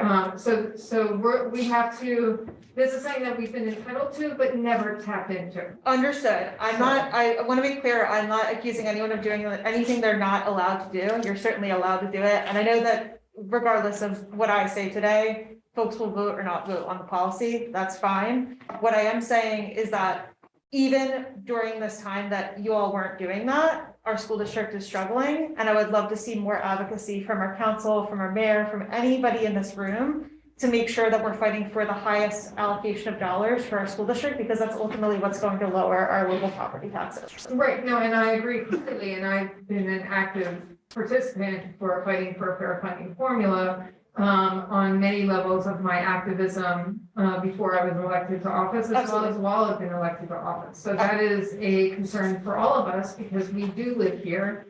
Many of us own houses, and for those that have children here, it affects our children's schooling greatly, and the more things that they can have available to them is really important to us.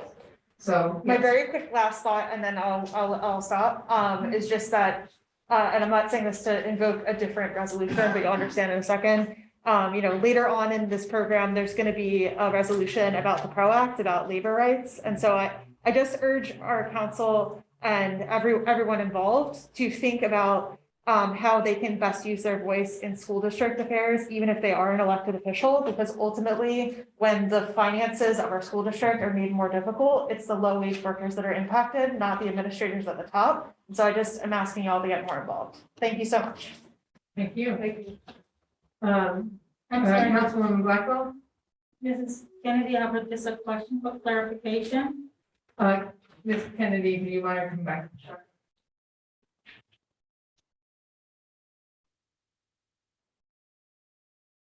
Thank you. You mentioned, do you actually have the ordinance 3105? Do you have it? The actual text of the ordinance? No, so I'm gonna actually look for it. What you have is wrong. Yeah. It's okay, so What we all have is wrong. So if I can just confirm that it's on the website, I'll just go look it up on the website later. Yeah. I appreciate that. What's on the website, right? What's up, right? The one on the website's correct, unfortunately, the one we got was wrong. So- Okay, I'll do more research. Thank you so much. Okay. And if you have a problem, you know how to reach me. Okay. Okay. Any other residents have a comment? Please state your name and your address. I'm Maureen Inglesby. I was a resident in Drexel Hill at 933 Blythe Avenue for 20 years, downsized from a 7-bedroom house when all the kids left. Are you still living in? I am not still living here, but I was contacted by Councilman Gwynn for some background information to get this started. And I was wondering if I might address the council. Well, council, what are your thoughts? Let's hear it. It's here. Great. Okay. I'm great. here Just with John Dulcimore. We went to grade school together. We're 72 years old, and between us, we have 55 years of real estate experience plus. And a lot of my business is the Upper Darby Township area. You may have seen my billboard on State Road, see my signs around. So I'm a very active, concerned, hand-holding member of the township, and a lot of the residents trust me to list their houses for them. And I treat them as I would my children, and I tell them that in the beginning. So I was approached by Councilman Gwynn by phone about where the transfer tax goes when it gets paid at settlement. And I told him what I knew, and then I did some extra research for him. And I imagine that that's what, started the more conversation about this. So as a handholder of buyers and sellers in Upper Darby Township and selling many of the homes here, I feel very, very badly for my children, my real estate children, that first of all, there was an ordinance voted on in the middle of COVID at 11 o'clock at night on a Zoom that is now affecting the sellers when they go to sell their house, that they have to pay between $375 and $450 to sell their house to get the sewer lateral test. That blew over. They're not happy about it, but they certainly don't need that extra expense. And then came the, and at that time, I was told when I called the Upper Darby Township that sewer lateral was going to start right away. In fact, it did not start for a couple of months, which gave us a little bit of breathing room, and I thank everybody for that. Then we find out that there's going to be a 25, 35 point inside inspection when, in my 28 years of experience, has never happened for sellers. You know, the list is pretty extensive and replicates some of the things that an inspection would have, or that an FHA inspection would have, but also adds other things to that. So a seller's trying to move, to downsize, children are gone, don't need the big Drexel Hill house or the big Upper Darby house, and now they're saddled with the looming experience of having to have other things done in their house that maybe came up on the inspection, and maybe the buyer said, you know what, I don't really care about that. I just want to buy the house. And then it comes up on a township inspection. So that's a very, very concerning thing for us. And then comes 3105, which is adding a burden to my buyer and seller children. And, you know, that extra amount of money, along with the fact that the interest rates are going up, along with the fact that the prices are coming down in increments, small increments, but, you know, over the next year, they will be hit with, you know, higher taxes. They will be hit with higher interest rates, and the sellers will not be getting the same amounts of money that they got over the last year. So I am here to say thank you, first of all, for letting me talk, even though I'm not a resident, but my days are spent here in Upper Darby for the most part.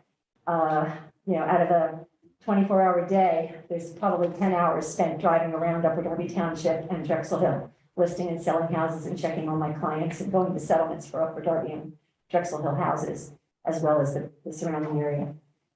So I'm here representing those buyers and sellers that I care a lot about.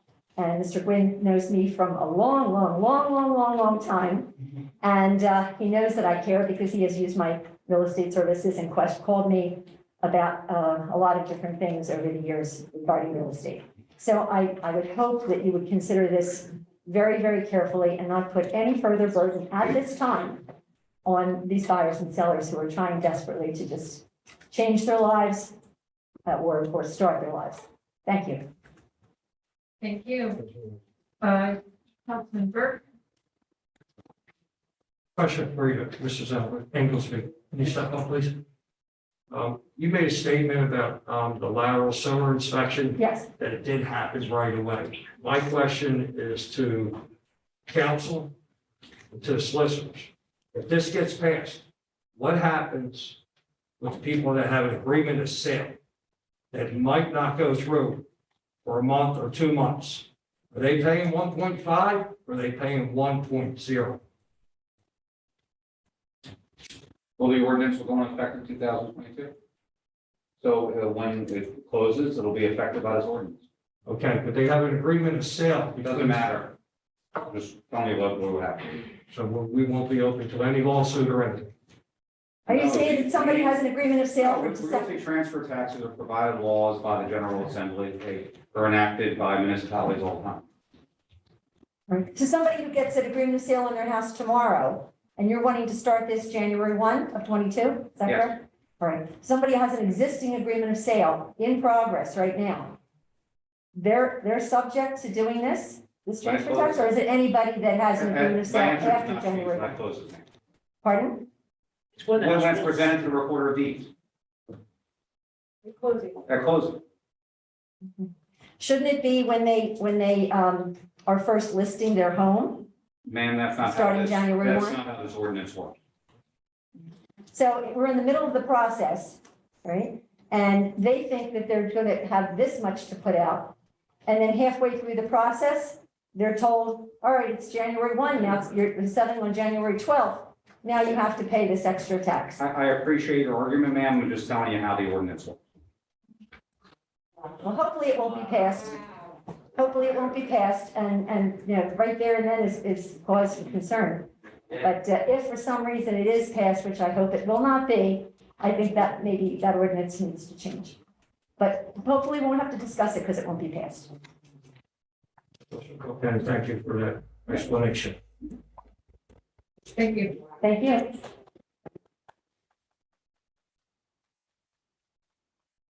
Does anyone else have any questions or concerns on ordinance 3105? I assume you're taking it to council members after the. Yeah, I just wanted to Thank you. conclude the public hearing before we discuss it.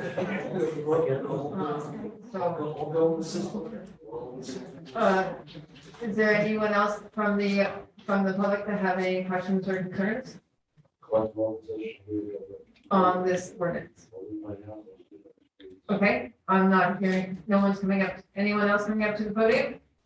All right, so at this point, council, if you have questions? Madam President, I do. Then I do. Okay, so Councilman Wagner had indicated a moment before, so Councilman Wagner, then go ahead. Thank you. Are we ever going to listen to our constituents? I've been on this council for 16 years, and the one most consistent, most common, most often heard complaint is, my taxes are too high. This is a tax increase. That's what it is. You can put any kind of lipstick on it you want, you can dress it up any way you want, describe it any way you want. It doesn't matter, it's still a tax increase. We have got to stop increasing taxes by methods like this. This is going to simply make it this much more difficult to buy and sell a house in Upper Darby. It's the source of great damage to our entire community as far as I'm concerned. We just heard our excellent treasurer tell us that our financial condition is, quote, terrific, unquote. He used that word, I know he did because I'm sitting right next to him. On top of that, we have now an extra $6 million unrestricted dollars that's just been handed to us by the federal government. I don't know who in the world is paying for that, but it happened nonetheless. We had it. This is not a time when our township either should or even needs to do this. Our condition is terrific, thanks to, I might add, the excellent financial management of this township over several decades, not the last 2 years. We should not be doing this or anything like this. There is no reason to do it. And it causes enormous damage at every level of the township, at every economic level of this township. We are inviting people not to buy a house here because of the fact that they're going to have difficulty turning around and selling because of measures like this and the others that have already been mentioned, the sewer lateral, which we recently did, and others. Our taxes are too high. They're all too high. We've got to find ways to bring them down. This is not it. I will vote with great enthusiasm against this measure. Councilman Bennett. Thank you. In a word, I agree with in a few words, I agree with Councilman Wagner. I won't repeat, I'll try not to repeat what he had already said, but I share his thoughts.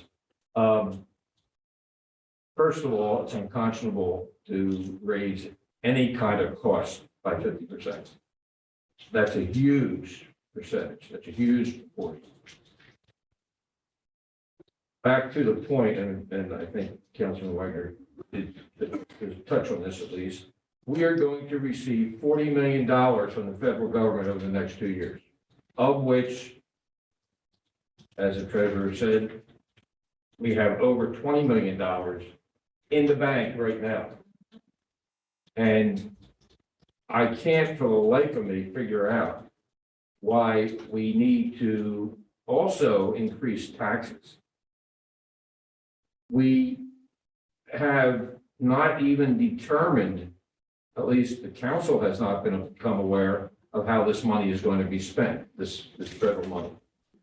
But it says to me that we sure as hell do not need to raise our real estate transfer tax this year. We don't have to raise it next year because of those windfall monies that we're going to receive of an equal sum, more than $20 million again next year. We, as it was said by some of the speakers, we have in fact created a great burden to our property owners, particularly those who are selling their properties, by instituting an inspection requirement for the sewer laterals and for other interior inspections, which ordinarily become an issue where a buyer incurs an inspection service provider to inspect the house. And it should be left up to the buyer and seller to negotiate what, if anything, needs to be done with the existing house before it's sold. We should not be tampering with that. I had voted against that. I would gladly vote against more of those similar types of ordinances. And I will vote as eagerly as Councilman Wagner against this ordinance this evening.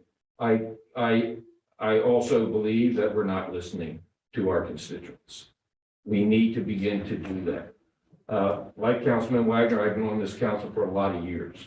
And unfortunately, I guess I'm not going to have the pleasure to continue to serve because I chose not to run for re-election. My term is up after next week's meeting.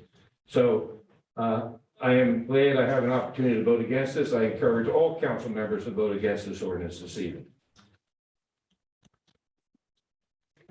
Is there anyone else from council that would like to speak at this time? CAO, did you want to speak? Sure. Thank you, Madam President. We certainly understand and respect a diversity of views from the residents of the township on all issues, including this one. As I mentioned, we had a very meaningful exchange with the suburban realtors, a very good policy-oriented conversation about the practicalities of how this would work and not work, and the things that it would and would not impact with regard to buying and selling houses. The fact is that prices of Upper Darby housing are dramatically on the rise. The market is in incredibly good shape. If you're not able to, I really would not like to make this contentious or personal in any way, but it does sort of defy both credibility and logic to make the statement that you've been on council for decades and the taxes are too high. You are the ones who have imposed the taxes. So I really, I think we need to take a step back and understand that, as the mayor said, the Department of Community and Economic Development gave us a report that was commissioned by the previous administration. That report made very clear that there are financial struggles in the township. That report made very clear that our expenses are increasing at a rate that far outpaces our revenues. One of the recommendations in that report was to take this step to help adjust our financial situation. I mean, I think those are all very clear, sort of undeniable, factual statements.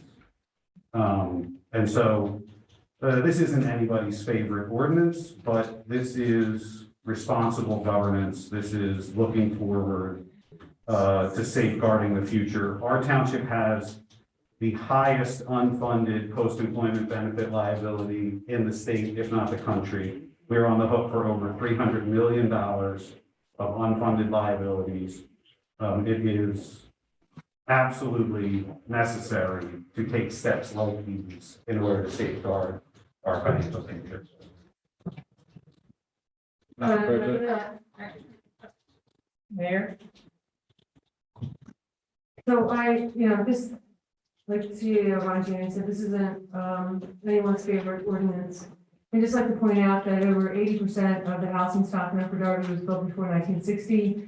I am glad for council support on the sewer lateral inspections. Yes, so we, and our inspections, for UNO, resale certification are beefed up from what they used to be. We're also trying to build the future of the township, and part of that is by, investing the time, to do what's right to get a real good idea of what the housing look like above ground and underground. The sewer lateral inspections, very many other municipalities, even in Delaware County, have them, and everybody pays sewer fees. And when the laterals get fixed, that helps everybody. So I stand by that. I hope council will support this. We're also trying to work with the school district because they are accustomed to getting the whole 1%. And this way, they get, 0.75% instead of 1. So I think that's all I'd like to say at this point about this ordinance. Thank you. Also, I just wanted to point out that our fund balance has been very low. And that's basically the savings account for the township. It has been decreased over the years. And basically the point of the fund balance is so that we have 3 months worth of savings tucked away. So if there's any catastrophe that happens and we cannot collect the taxes or any revenue to come in, we have the funds to pay it. I understand, the treasurer's report, we still have bills that have not been processed. We have 3 payroll periods in the month of December. We have health insurance to pay for January. We have a whole lot of bills that still technically have to be paid this month that have not been paid yet.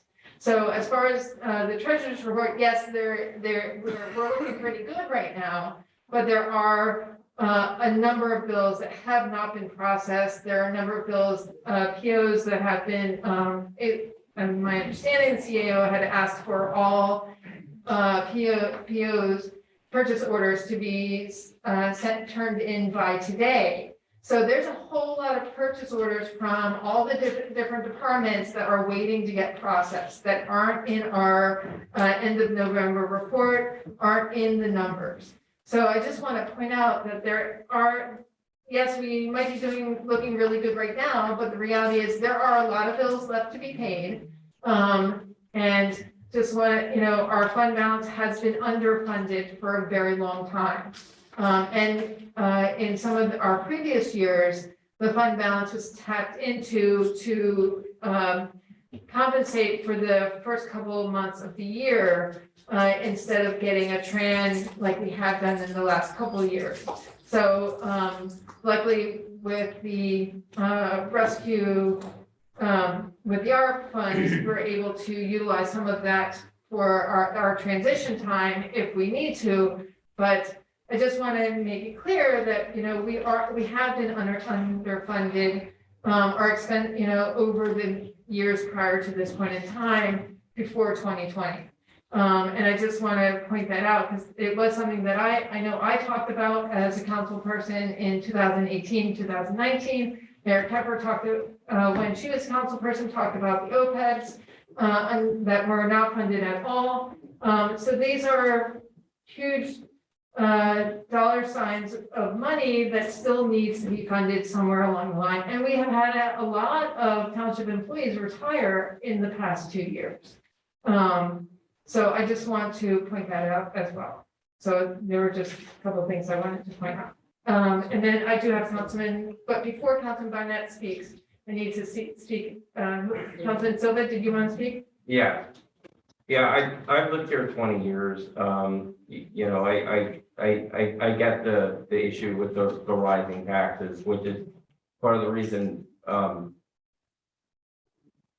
our property tax, our millage rate had gone up in that 20 years. And I took both the residents who've lived here longer than me. And I mean, it's some of it's kind of heartbreaking. A lot of these people are retired. It's like they paid for their house and they're literally paying more in their property tax than they were when they were paying their mortgage. And I understand the desire to move, but that's why I don't want to touch the millage rate, increase the millage rate in any way. And I don't think that was the kind of logic that was put in place over the last several decades, because that's not how we got here.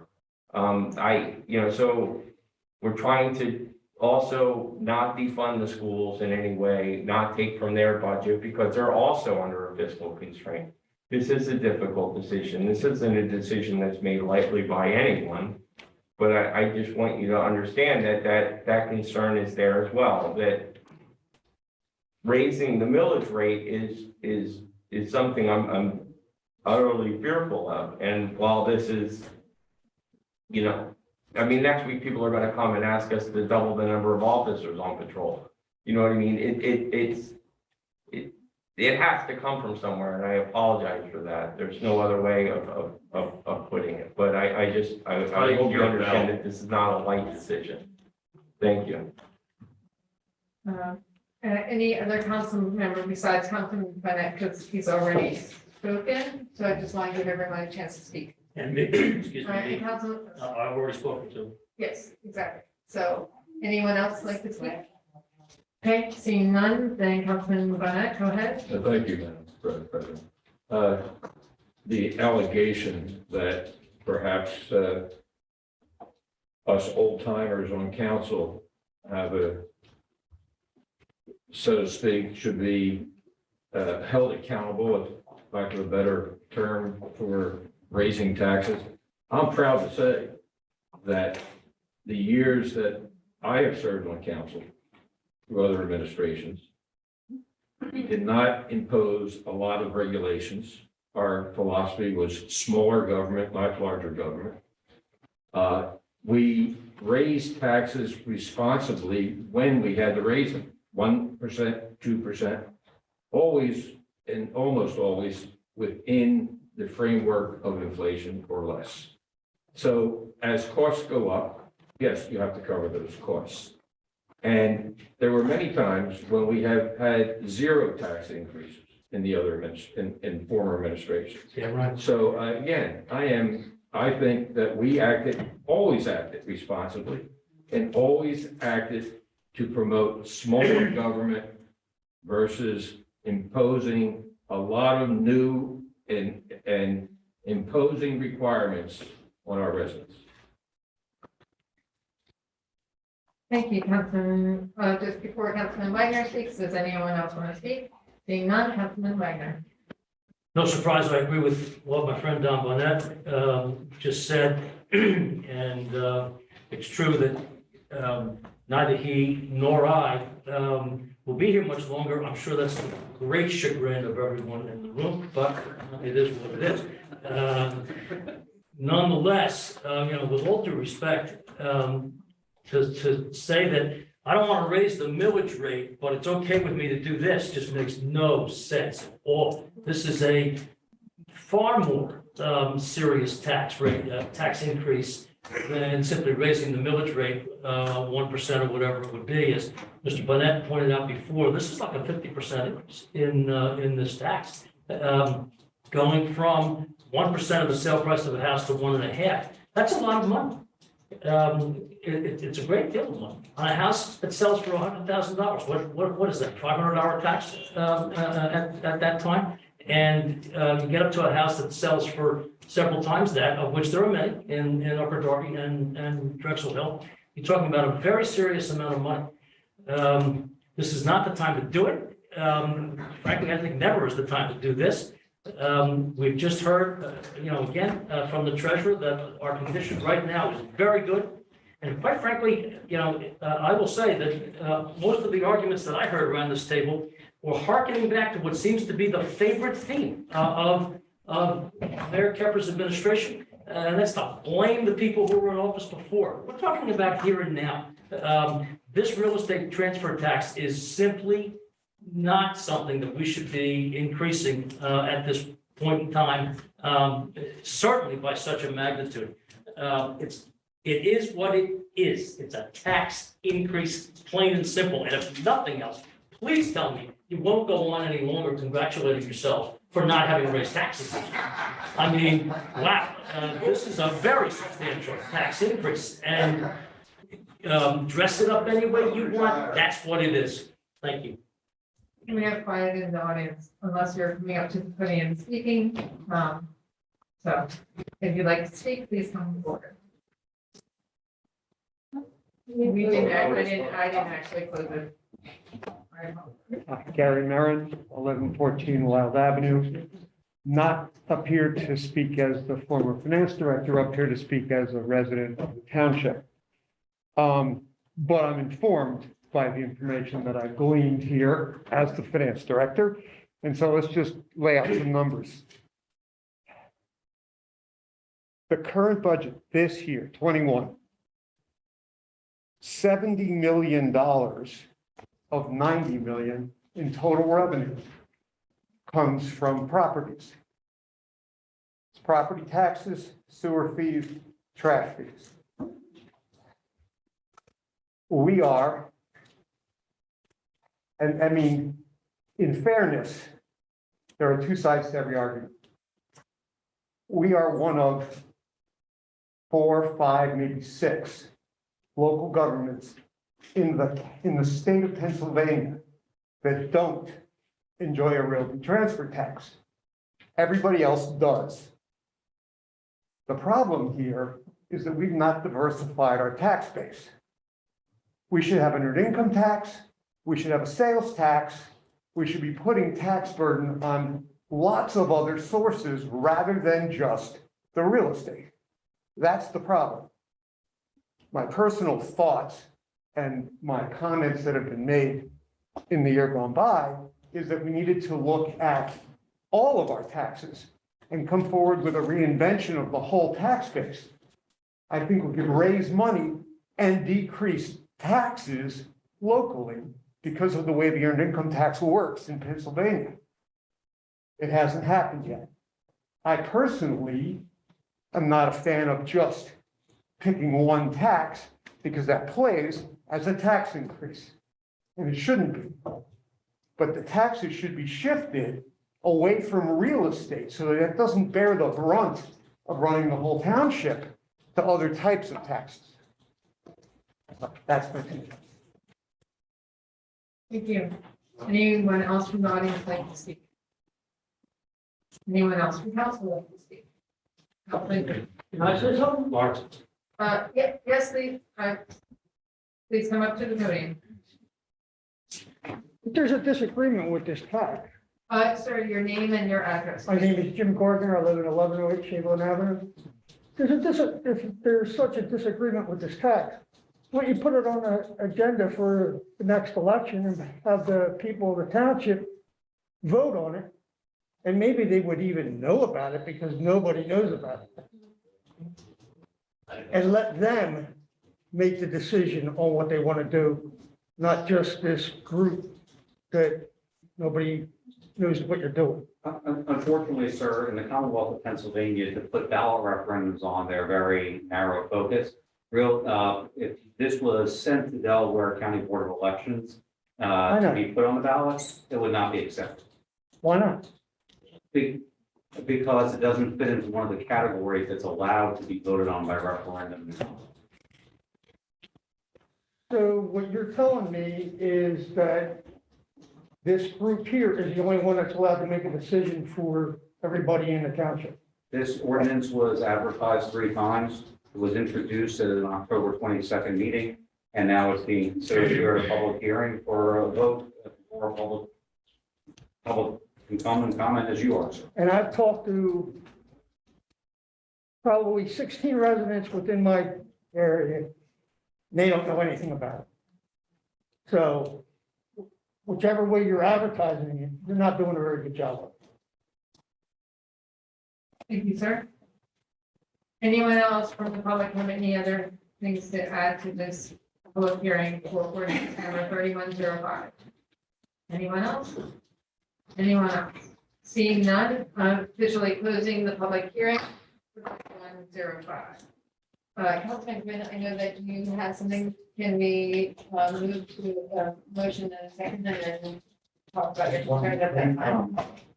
Can we do it in the discussion part of the ordinance, the official part?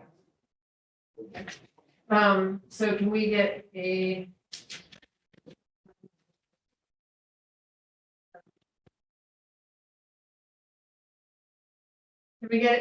motion to approve ordinance number 3105? Council, I would like to make a motion. and do we have a second? Yeah, I'll second that motion. Okay. Councilman Quinn, you had a concern? I just wanted to make a statement that I agree with what Gary is saying, that we need to look at the whole psychology taxing that we're doing and its effect on the community, as well as who is best capable of dividing that tax. That whatever taxes are that we're going to use. Non-income tax may be a better choice in certain respects, but we will have that opportunity if we do pass the earned income tax, we then reduce or eliminate some of these other taxes that we can go. Right, and then the snag of the earned income tax is that anyone who's making minimum wage, it most greatly affects them because they barely have enough money to keep a roof over their heads and keep their How do you family. crack the law? I'm just, right, I'm just saying, it affects. You know, and yes, it'll depend on how it's created. It doesn't affect the. Right, so it would affect everyone who is earning income.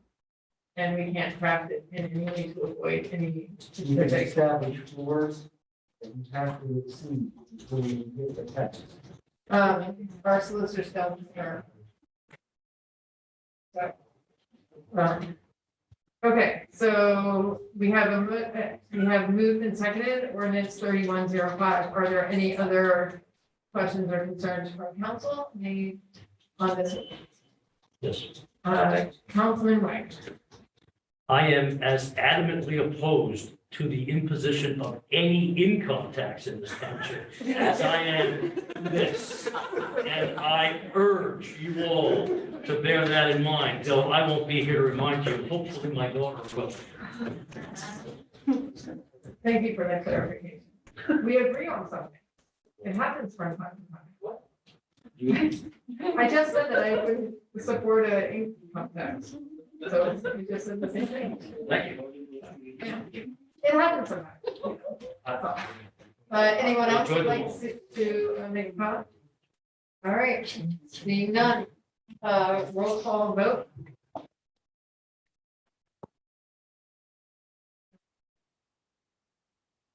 Councilman Sims.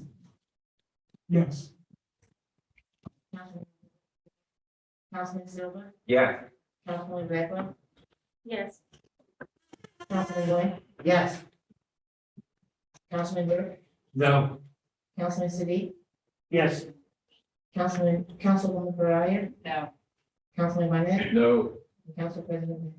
I don't get the vote. Wagner. I'm sorry, I'm so sorry, I'm so sorry, because you know what, I already checked your office, no.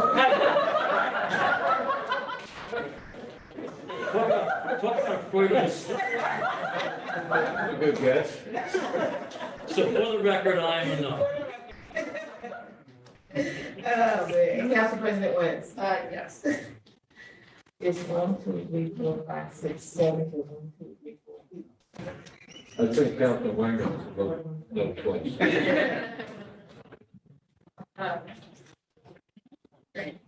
Thank you to everyone who's come on this ordinance.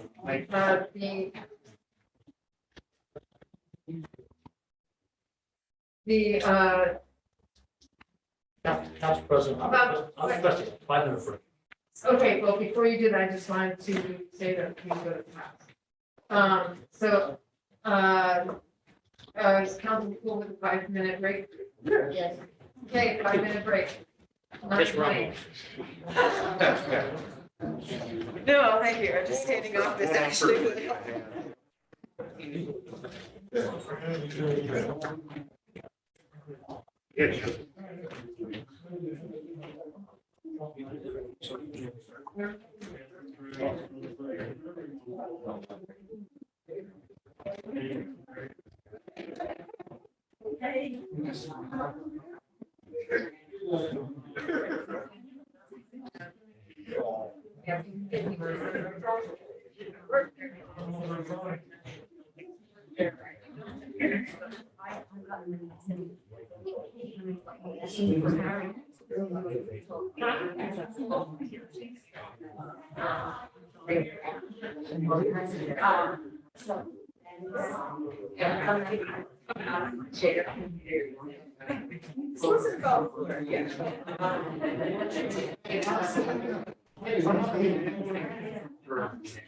I do, honestly.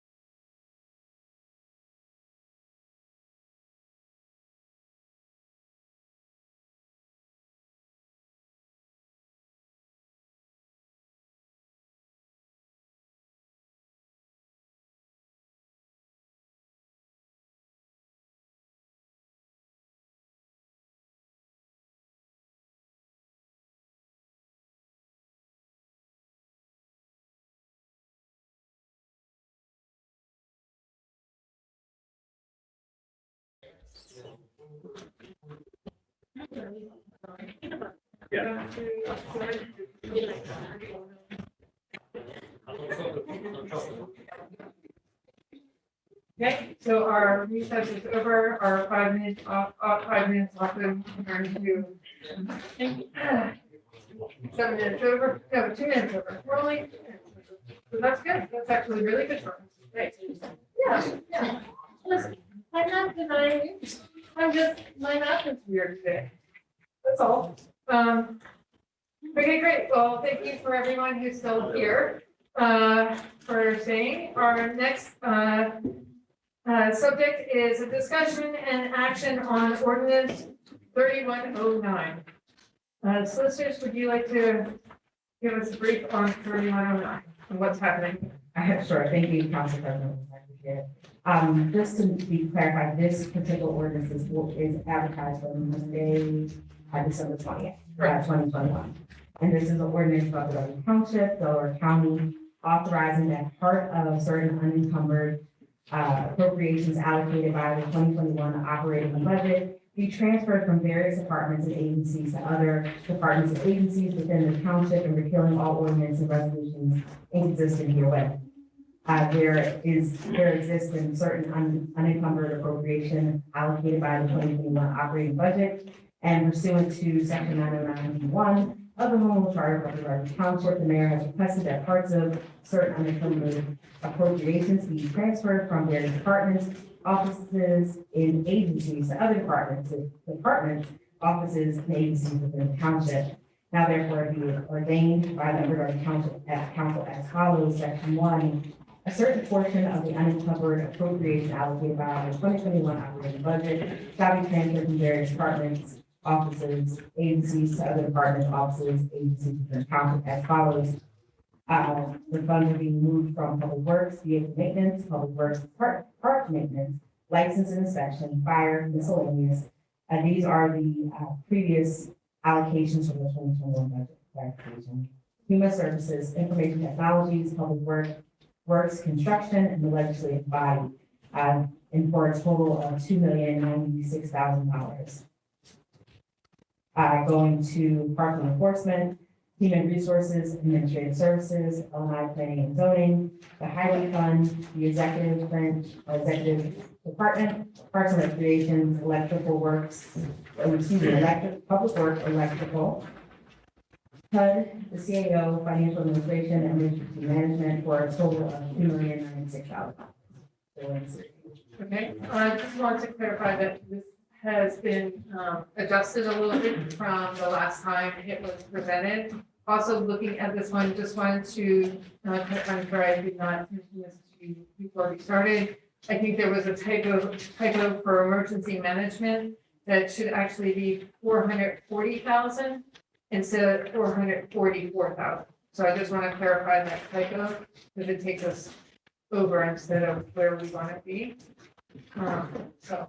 And Madam President, this was adjusted from what was originally introduced after consulting with the administration, I believe, when you polled council members to get a consensus on, to get a majority or six votes to go ahead and advertise this version of the ordinance as opposed to what was originally introduced. Well, this is actually there was an in between version that I pulled the council members in reference to. But then we discovered that that within that plan that we could not use the American Rescue Plan as the source of where the income would come from. So during the course of today, Treasurer Heyman worked with Deputy CAO Dobbins, and they spent a whole lot of time today on revamping and looking at the numbers and recalculating and coming up with what we have before us today. And I was also in contact,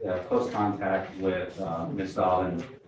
This is from the ordinance that was advertised. This version is within 20% of the greater fee numbers, which falls under the category of a minor change, which allows the advertisement. That's why I wanted to bring that. Yes, no, that was definitely, I was going to clarify that with you. Okay. You know, and so because it's within that 20%, that we do not have to re-advertise, and thus they have another meeting later on in the month of December, which is all something council would prevent. So, yes, all right, so, just, I mean, we don't necessarily have a motion, action that we have to do. I just wanted to make sure everyone was aware that this was the new one, but, whatever we want to do. So, Councilman Quinn, do you have questions or concerns? Yes, I did. Okay. I couldn't hear part of what you said about when we had the option to transfer from the American Rescue Fund there. What was the? So because we haven't had any official discussion on the overall, on how to break down all the funds. And also because of the ordinance itself, from 2021 tax levy ordinance specifies that it's the re-incumbent. Yes, so as long as that's. So the American Rescue Plan funds were actually granted to the township in May of 2021. At the time of the passage of the 2021 budget, which was December of 2020, American Rescue Plan fund did not exist. So we're moving money that was already appropriated in the previous ordinance that set out the millage and the appropriations. So we couldn't move it from money that didn't exist at the time, per the fire.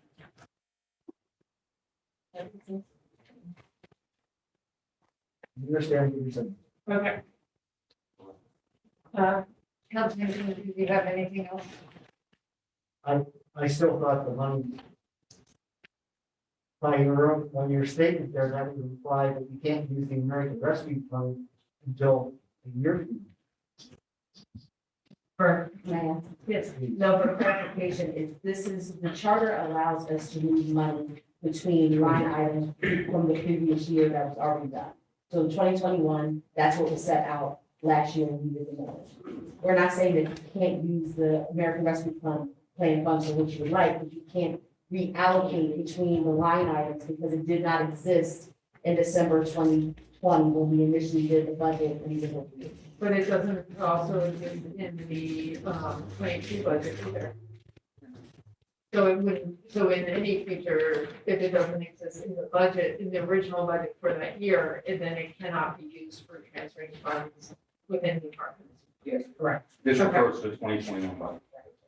Yes, but it also would apply to 2022 because it's not in the 2022 budget either. I'm just saying this document refers to Yes, 2020, yes, that's all I'm saying. Yes. Okay, so Councilman Burke, you had to, and then I see Councilman Burke. Yeah, thank you, President. Give clarification on the emergency management at 440,000 and where that is on all the line items, or what page you're on, or what was the budget for it?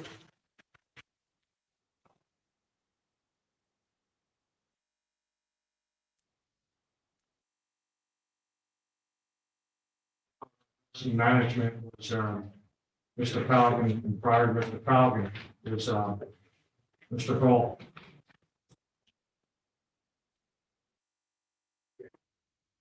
Deputy CAO. Sure. So Councilman Burke, there was no allocation appropriated for emergency management. It was largely COVID-related expenses, which certainly was not something we were truly contemplating at the time the 2021 budget was created. So if you are in your revenue expense report for the general fund, you're looking at page 10 of 16. It's the 01-415-100.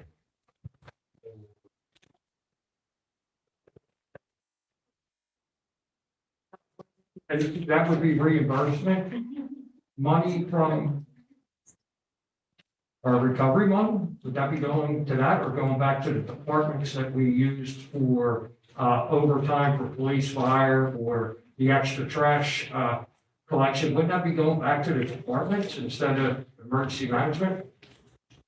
So the reason it had been set up was to more carefully track the COVID-related expenses. So it covers expenses from all departments, including the legislative body.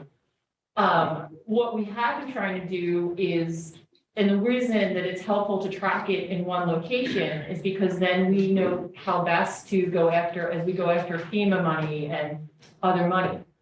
The reality is that, the code doesn't really address the reimbursement portion. You move money from appropriation to appropriation.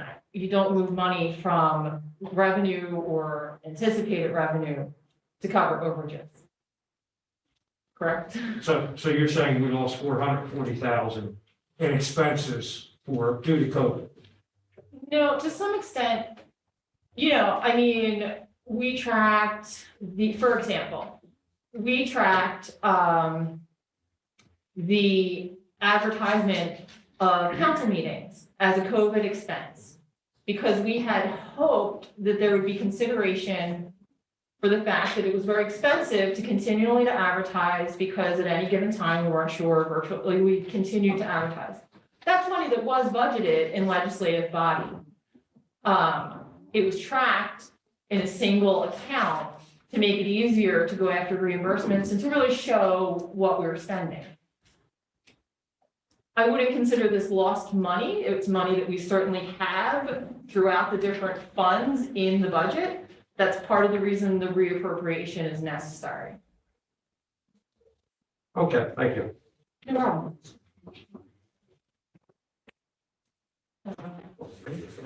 Councilman Bennett. Thank you. My question is more procedural issues. This is, if I heard correctly, new as of today, these numbers? Yes. Okay, so this version has yet to be advertised.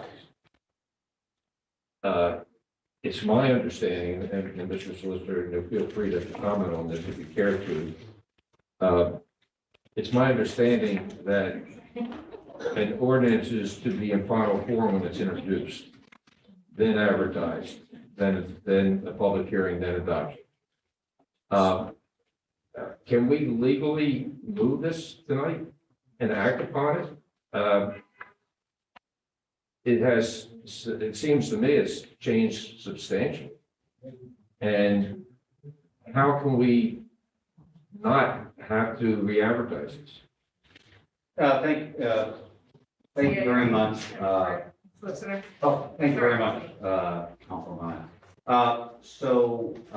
As I know there were a lot of reiterations when I was going back and forth with the council president related to this.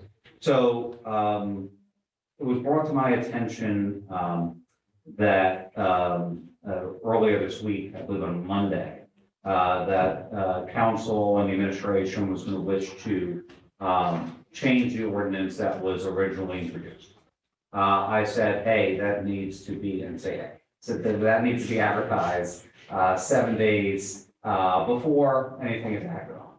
Because there was no council meeting interim, I directed or suggested to the council president that she call councilors and suggest that there was going to be a changed ordinance. And that happened, but it happened with a different version than this. Right. So that happened. And I said, okay, this is not perfect, but I think it's legal to do that this way and get the authorization that way, announce it and make sure it's advertised. The public's aware of what those numbers are. My understanding was that the numbers have changed again.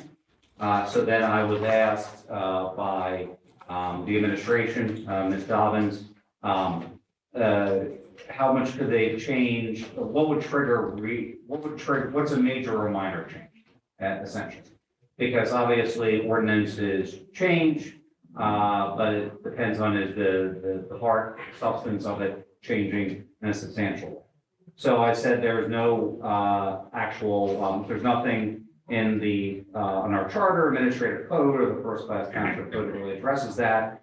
There's case law that says when it comes to procurement, and this is not procurement, this is a transfer of funds within a budget, that 20% is what is viewed as substantial, and that was in a Pennsylvania Supreme Court decision. So that's what I gave, is I said, have the numbers changed 20% one way or the other, you know? And Ms. Dobbins assured me they had not, so that's why we're here. Someone felt uncomfortable with that or didn't want to, it would just require another meeting. But we have categories here that never existed. And I would submit that we are more than 20%.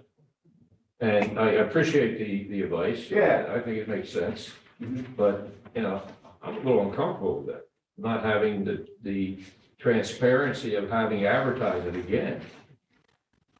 I just want to clarify that within our advertisement, it was only the header and not the body of the ordinance that was But advertised. it's not in the spirit of what the normal charter said. I just wanted to clarify that. No, I appreciate That the that. numbers themselves did not go out Right. in the newspaper. Councilman Tunis? Here's a quick question.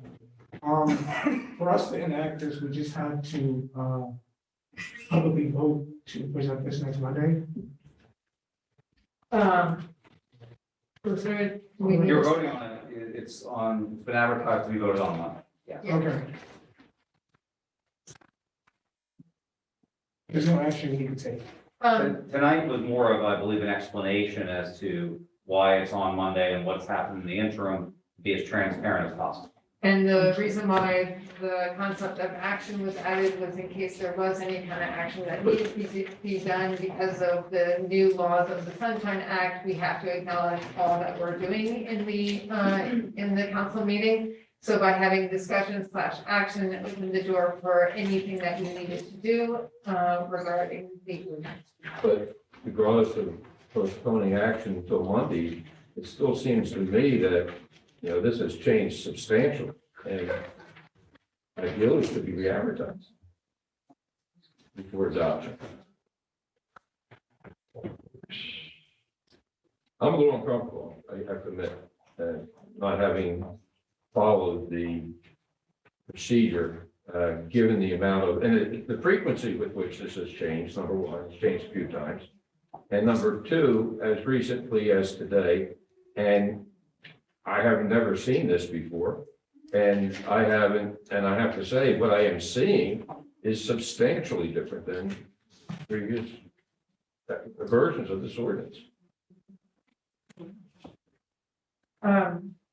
Councilman Burke? Thank you, President Lynch. Is it 20%? Actually, you already I'm spoke, sorry. so let me just clarify, is there anyone else that wants to ask a question before Councilman Burke goes? Or- Question Go says, ahead.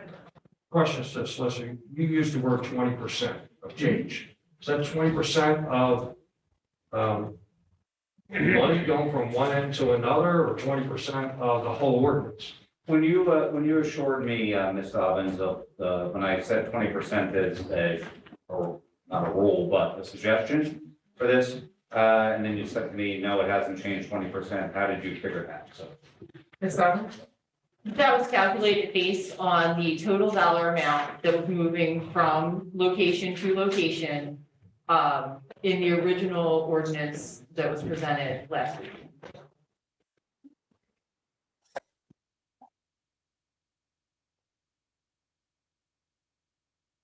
So that would be each item or just the whole thing? And, Because 20% of HUD of 192 going to 270 is more than 20%.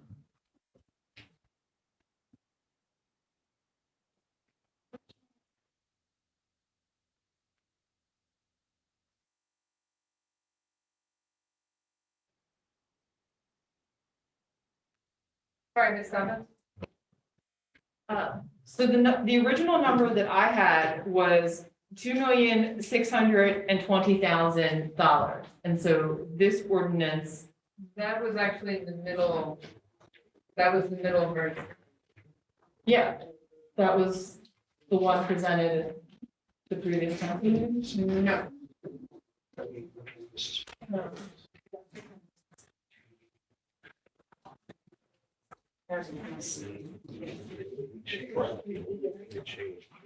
That was the middle. President, this hasn't gone through committee either.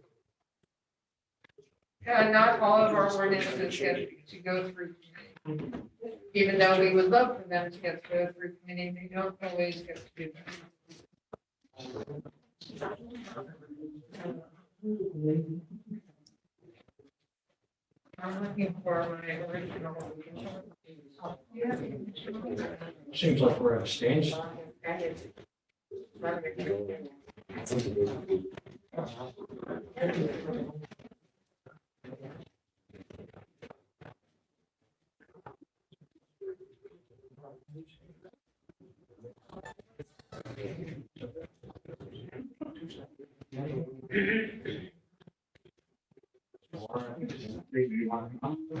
I'm sorry. Yeah, sure. Gary, do you have it? Yeah. CAO? Thank you, Madam President. I just wanted to comment relative to the question of going through committee. When the ordinance was discussed publicly at the last meeting, and Solicitor, correct me if I'm wrong, but it's fair to say that the ordinance was discussed by a committee of the whole at that meeting at the time it was introduced. That wasn't this ordinance. Yeah. Yeah, but that wasn't this. Okay, this isn't like some kind of argument on a street corner, Councilman. Well. He's just frustrated. Gary, can you tell us the number that you have? Yeah, what the original ordinance was?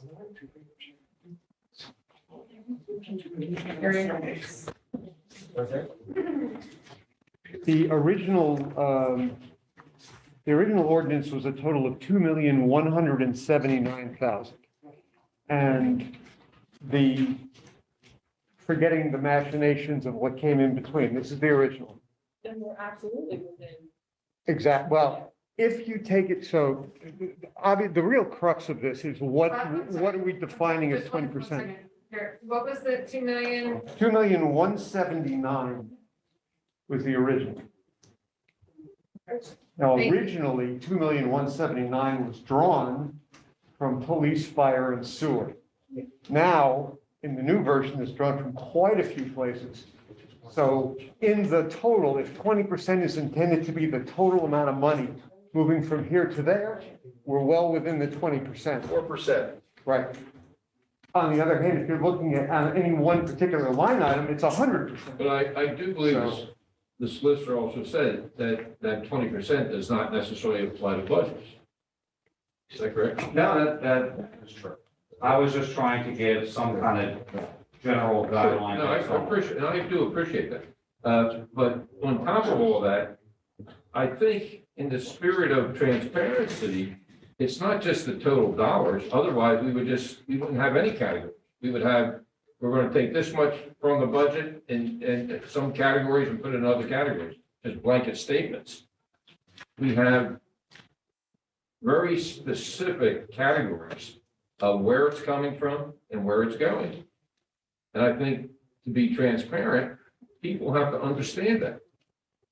I don't think people are going to so much object to it, but they have to have the opportunity to understand it and potentially object to it or comment. Treasurer. Just as a point of reference, the change is 4%. On the financial. On the total amount, right, from the first to this, it's a 4%.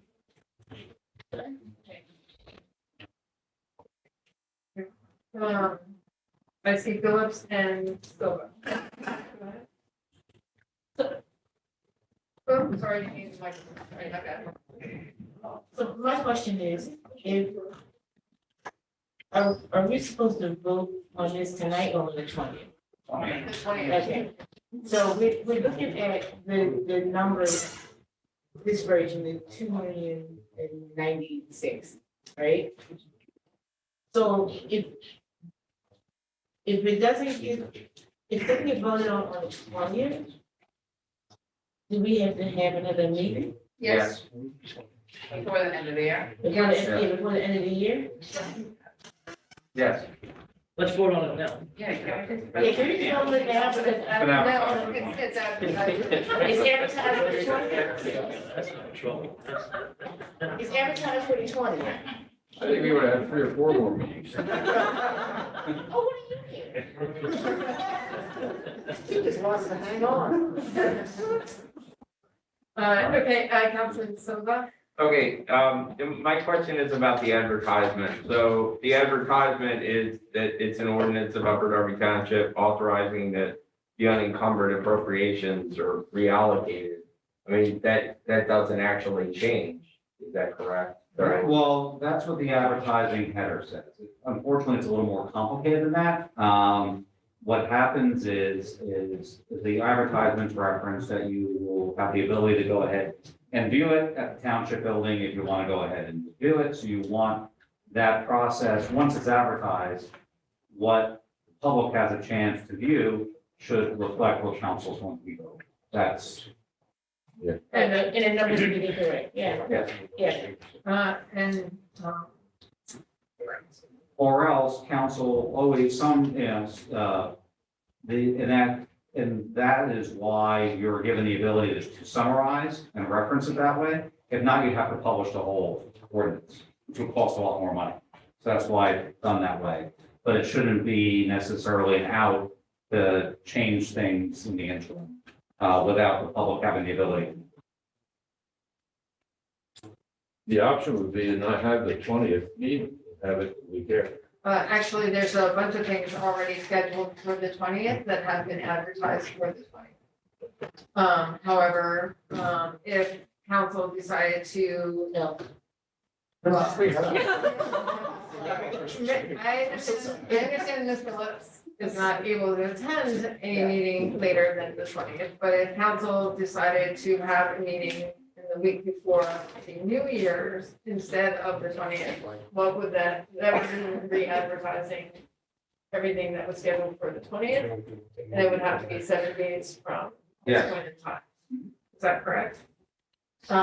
Which makes Ms. Cicchetti crazy because we spent all this money advertising for the 20th to then have to advertise again. That's just me translating her response. So I see Councilman Tunis, Councilman Burke, you've already, oh, well, you both have already, no. Yes. You both have already spoken. But is there anyone beside who hasn't already spoken that wants to weigh in? I haven't done I've never spoken. Oh, no, I didn't ask a question. I haven't. I asked a question. Down here. Sorry. Trying to close my cigarette. Does anyone else who hasn't spoken want to speak before I give it back to Tunis? Seeing no one? Okay, so Tunis, go ahead. Yeah, is there, President, can I call the question to close the discussion? There's no official motion on the floor to close the discussion necessarily. The president to call the question to make a motion? That's the solicitors. Well, so before we, Well, why don't you just see if anyone else has the same thing and wants to move on to the next. yes, thank you. So Councilman Burke. If my question is, would this be the only thing on the agenda for December 27th? You mean if we, Yes. well, then the question would be if we, move the other ordinances that are, did you want it? So if we kept the 20th, then it would be the only thing that would be Yes. discussed on the 27th. The answer to this question is yes. So as long as we didn't, if we moved the things for the 20th to the 27th, then it would be a longer meeting. So if we did the right thing, we would re-advertise this and come back on the 27th. Is that correct, Solicitor? But if the No, 27th is I the mean, right date. I think what, if the majority of council is not comfortable and wanted the out of ordinance re-advertised because they thought the gradient was too big, then that's what you would do, yes. But you could also cancel the meeting next week and re-advertise everything from that agenda for a meeting the following week. So you have one more meeting, no matter how you look at it. School districts.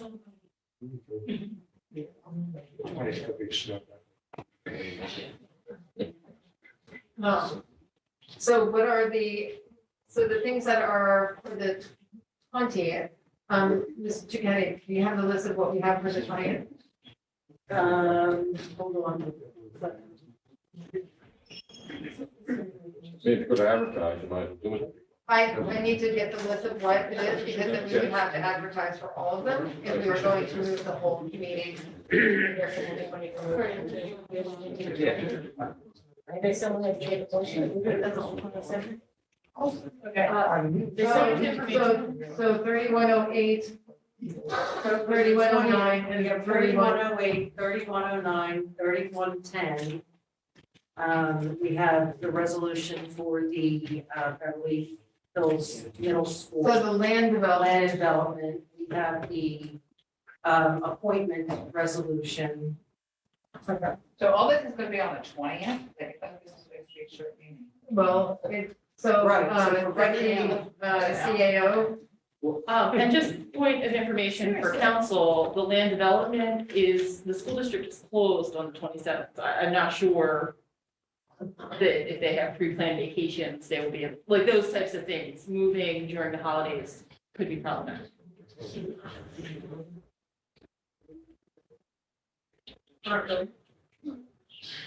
No. So if there's, if there's no motion to re-advertise, and it's on the 20th, we move on to the next agenda item, or? Yes, so, I mean, but if on the, so can we pull? What, so we're re-advertising now. No, nothing's Nobody's- decided. We're No, I'm saying, if we needed to re-advertise, okay, we're advertising the same caption. Yes, you would Same advertise exact the same caption. cap. Okay, that's my question, I think that's why I'm confused. It's the same caption, and the ordinance is available on What the changed? website, in the township council So is what would office, change? and the libraries, And, Right. and Mr. Solicitor, right now. tonight we should It would, move it to would change reduce to it this. again, right? What? Right? It would change to this. I know, Yes, yes. I'm saying it's Yes. available right now. So With it's the all, this advertisements already version, attached. this version's on the website right now. Yes, well, it will be tonight, I got it late, but it would be on there tonight. And we had, it's in the council office, and the memo was sent to the library as well. Okay, So we advertise, it's the same caption. okay. Okay, so it will be on the website by the end of this evening, if it's not already there. So it's out there already for the public to view. So, I guess the question is, do we want a motion to, keep this ordinance on, in its current form on December 20th? Or a motion to move this ordinance to, say, the 27th? This is version 3, this version right here in our hands, right here, and what we're gonna vote on. So the question Council is, President, I'm sorry, it's a question, but do we need an ordinance to keep it as it is currently? and no, it's a motion to decide on whether or not it gets voted on the 20th or the 27th. Because of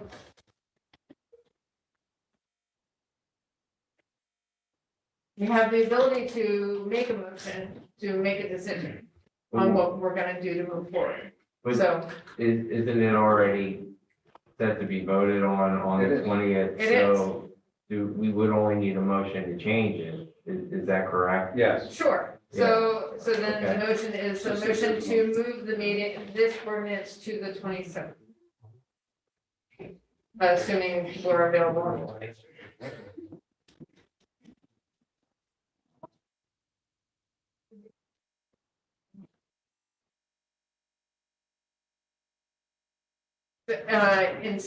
Or to move all ordinances for the 20th to the Well, 27th. why don't you just see where this one falls first, and And then see where that one, okay, great.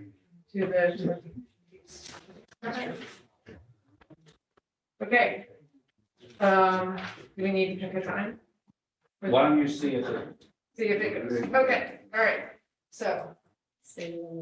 3109, a motion to move, the vote of 3109 to December 27th.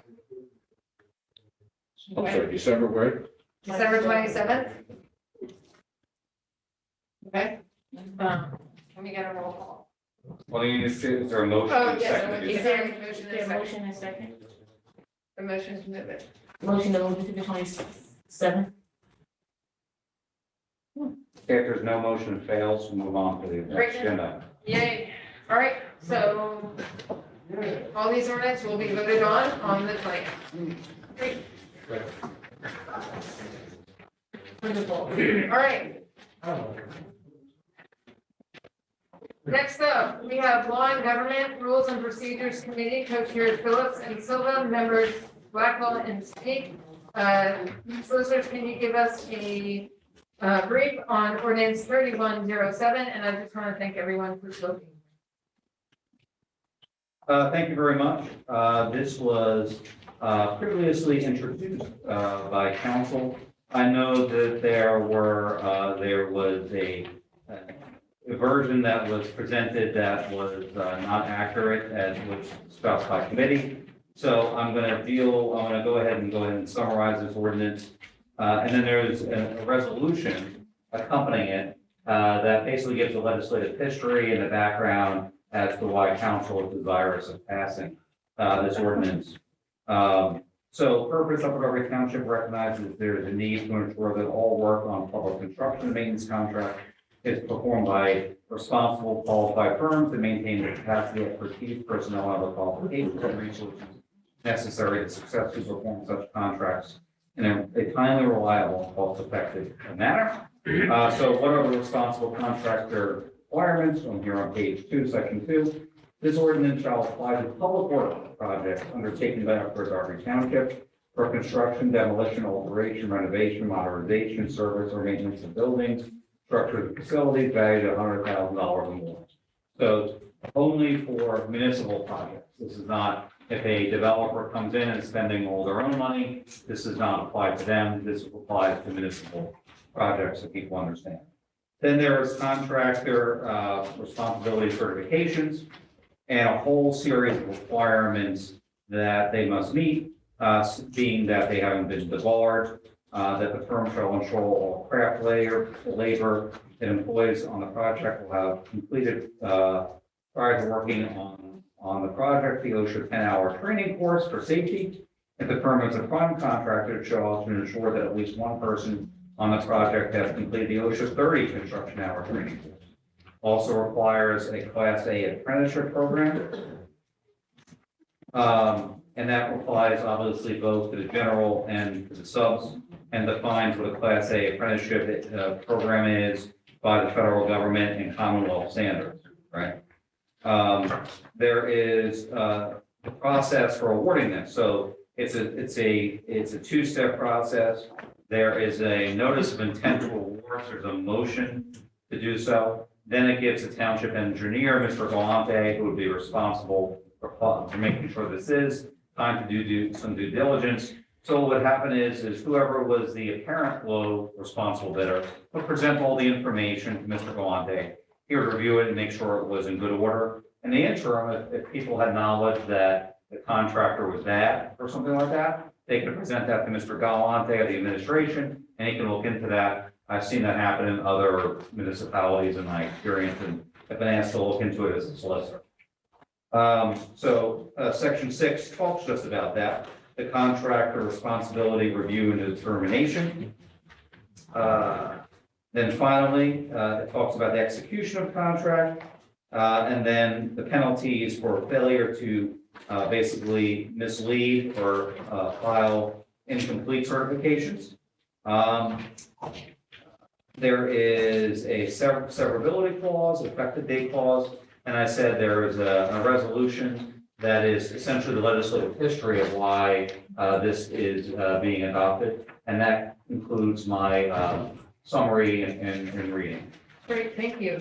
At this point in time, I'd like to open the public hearing for ordinance number 3107. I also would like to ask Todd Farley to come up to say a few words because he had presented at our the last time we spoke on it. And so I just wanted him to give us a little background on that as well. I know he's not a resident of the township, but he is a leader of the building trades and the AFL-CIO. And I just wanted him to weigh in. Good evening, everyone. I actually wasn't planning on speaking tonight, but I deferred it to the residents that live here that, work in the trades. Great, all right, Thank you. cool. I just want to make sure you didn't have anything else you wanted to add. So, anyone else, please come on up. Thank you. My name is Anthony DiMarzio, live at 1013 Brook Avenue. Thank you. I support the responsible contracting ordinance because as a taxpayer, I want the best trained individuals possible working on projects within the community to ensure that the end product is of the highest quality possible. There are many horror stories out there where poor workmanship ends up costing a community much more than the original budget called for. Thank you. Thank you. Is there anyone else that would like to speak on this ordinance? Is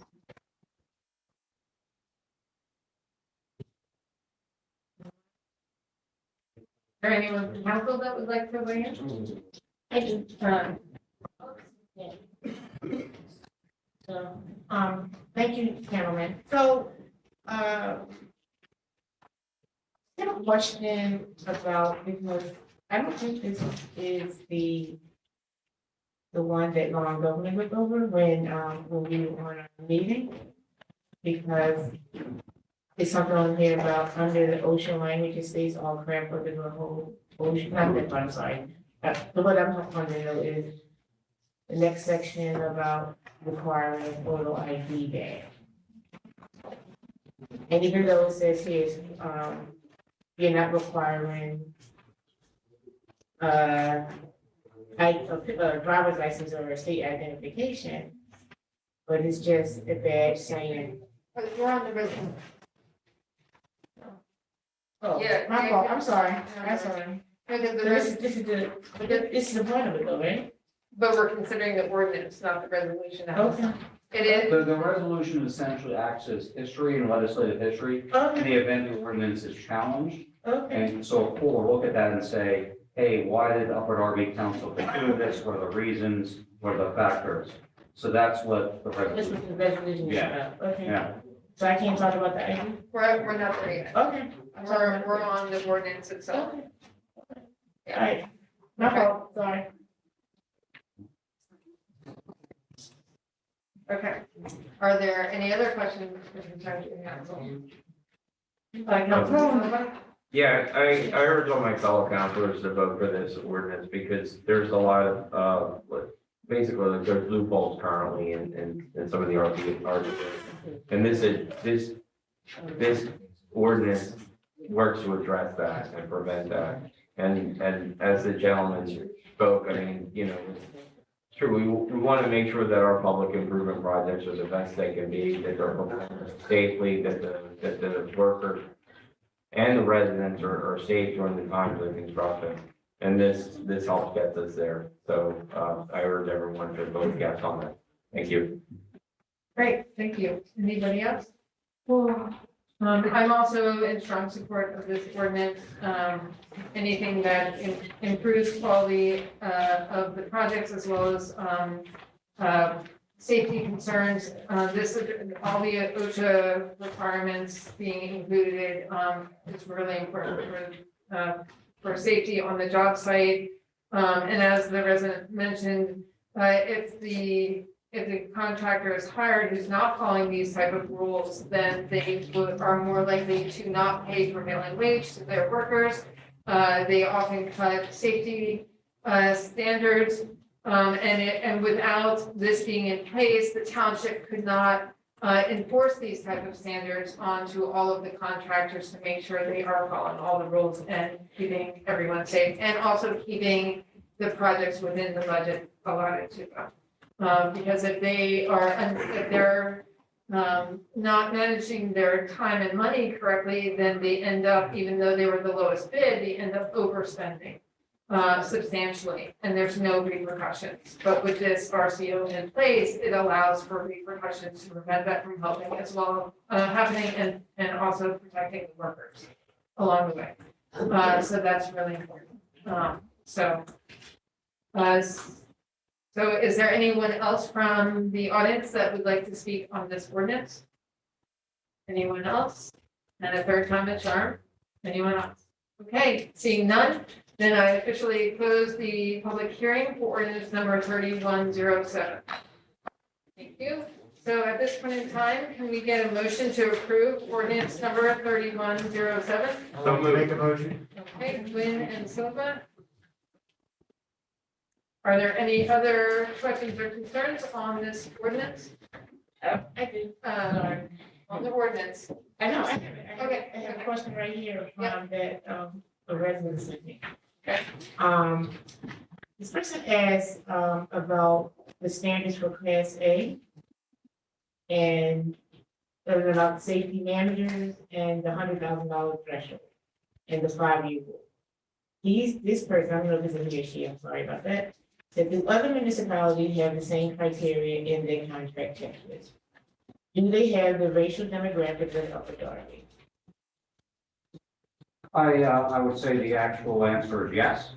Several counties even have this ordinance in place, to include Delaware County, Montgomery County. Of municipalities I represent, I believe 10 or 11 have it. As far as and demographics go wide, from other places besides Upper Darby, a place like Fallcroft would have it in Delaware County, and also Norristown had it. Norristown did the first one in the Commonwealth of Pennsylvania, which is a very diverse community as well, like Upper Darby. So it's a lot of places with those requirements. Okay.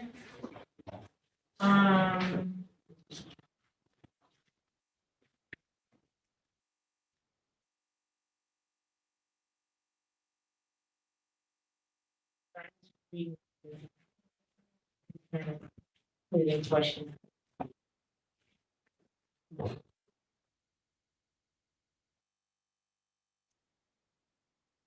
So, this person concern is about, the language, and either one of you solicitors can answer this, about, minorities and, women or, and small businesses. Well, this ordinance applies to large construction projects over $100,000. To go ahead and put into your, and this has been upheld in the state and federal courts in Pennsylvania. If Upper Darby was interested in putting together a WBE, MBE ordinance, you have to do something what is first called a disparity study.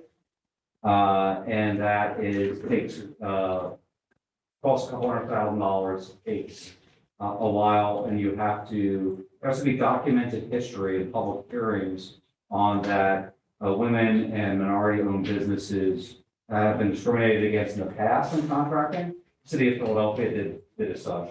This issue has come up in Norristown over the years. They chose not to do it, but it was considered by council at different times. But the process to do that is just takes longer, but it can be.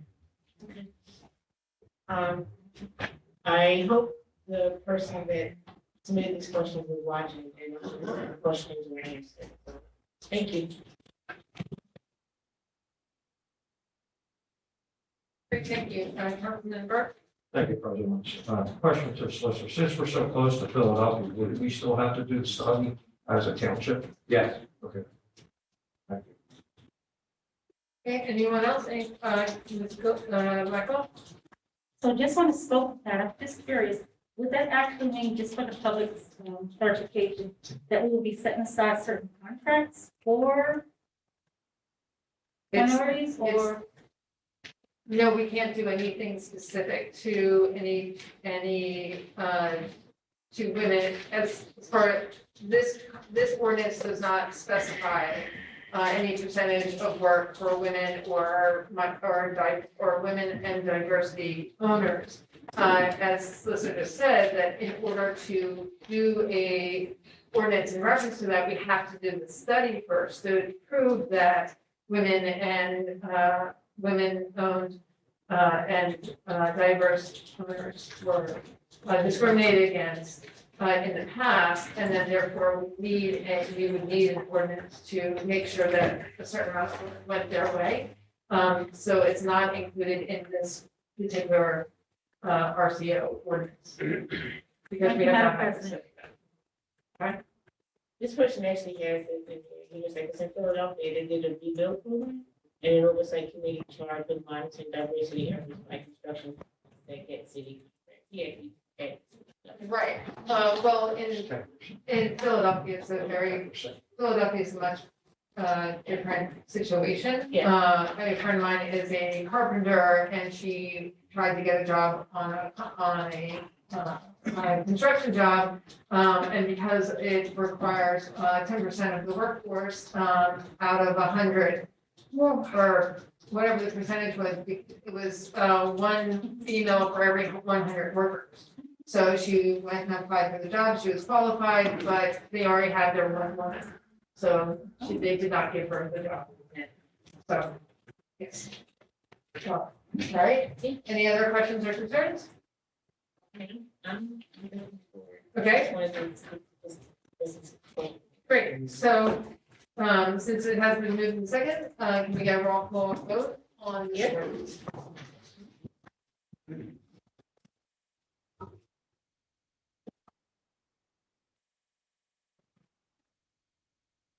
Councilman Cruz, Yes. Councilman Jones is a yes, Councilman Silver, Yes. Councilman Blackwell, Yes.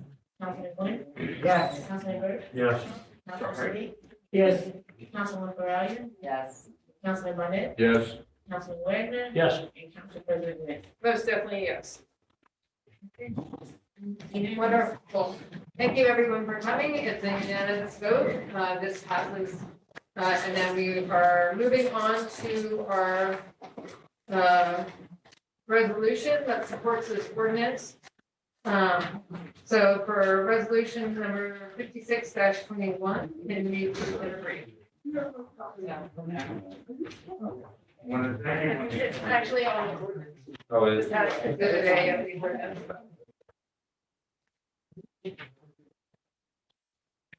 Thank you, everyone, for coming.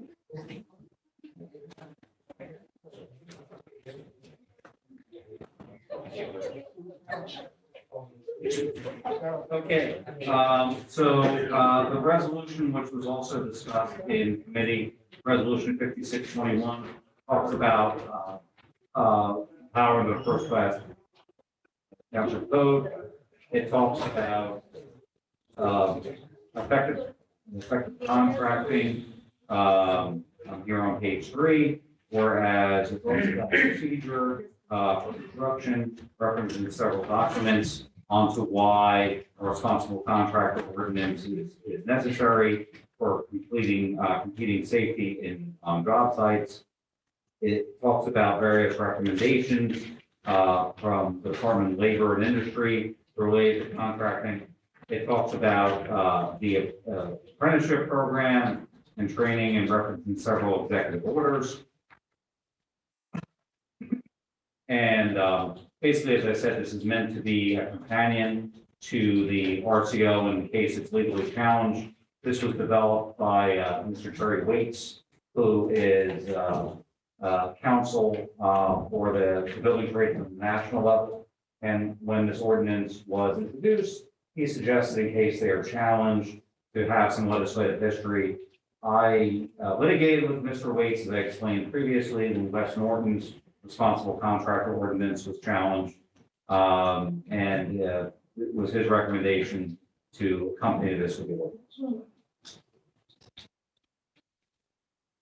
Great. Can we get a motion to approve resolution 56-21? I'll make a motion. So I heard Win, Tunis, and Phil. All right. So are there any questions or concerns on the resolution? Okay, anyone? Nope. Okay, all right, we have two council members that have stepped out, so I just want to point that out in case they don't return in time. So, can we get a roll call vote in hopes that they return in time? Councilman Tunis, Yes. Councilwoman Williams, yes, Councilman Silver, Yes. Councilwoman Blackwell, Yes. Councilman Flynn, Yes. Councilman Burke, Yes. Councilman, Yes. Councilwoman Farrelly, Yes. Councilman Barnett, He stepped out? Councilman Wagner, Yes. Council President. Yes. Okay. That's and one excuse. Great.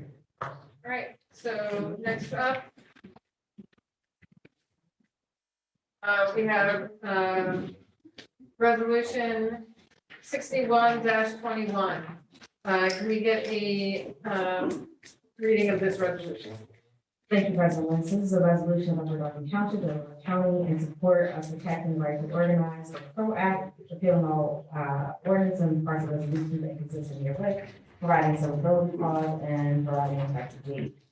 Whereas protecting the right to organize, PRO Act is a bill which bans the various legal protections related to employees' rights to organize and collectively bargain in the workplace. The PRO Act has passed the United States House of Representatives in March 2021, and is currently in the US Senate. The PRO Act would, among other reforms, override states' so-called right to work laws in the Government Secretary Bill look at implement hard ban captive audience unions, enable independent contractors to organize collectively, and impose monetary penalties on companies and executives that violate workers' rights. Whereas the Upper Darby Township Council believes that the passage of the PRO Act would specifically benefit residents of the township because it could help increase wages, which would decrease economic inequality and increase job protection for workers in the township. Whereas the benefits and protections of the PRO Act are believed to aid the township's continued economic and cultural resurgence. Now therefore be it and hereby resolved by the Council of Upper Darby Township that the Township of Upper Darby supports the Protecting the Right to Organize Act, which expands state protections related to employee rights to organize and collectively bargain in the workplace, will greatly benefit the residents of Upper Darby Township. Be it further resolved that the mayor, CEO, and other appropriate township officials are authorized and directed to take all steps necessary to further effectuate the purpose of this resolution, including sending a copy of the signed resolution to Congresswoman Mary Bates Gannon, Senator Bob Casey Jr., Senator Pat Cooney, President Joseph R. Biden, and Vice President Kamala Harris. Great, thank you. Can we get a motion to approve? So moved, Blackwell. Second. All right. Blackwell.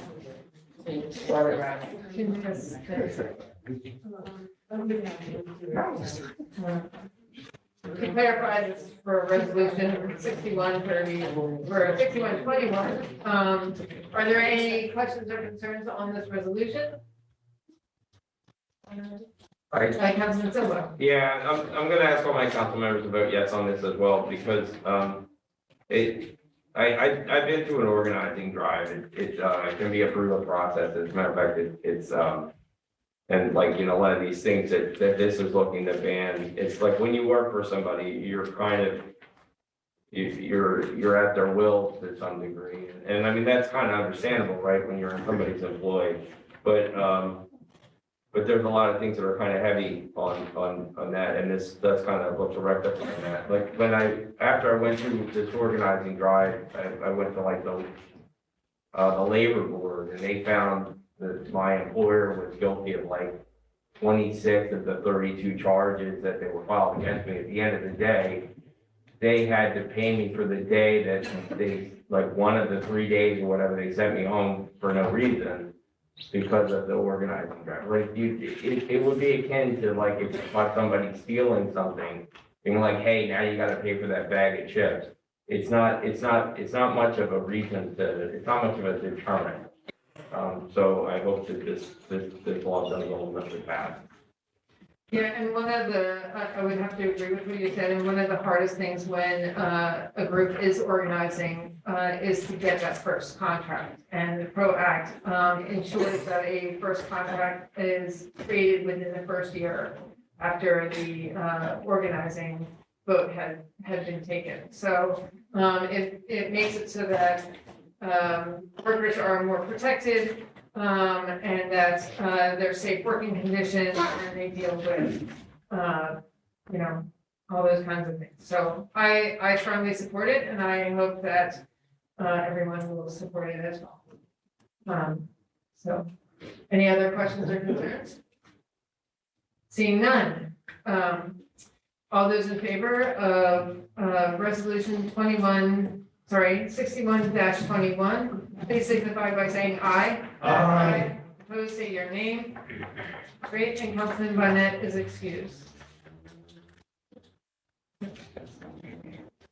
Great, awesome. Thank you very much. Okay, so can we get a solicitor's report? Sure. It's been a lot of reporting throughout this meeting.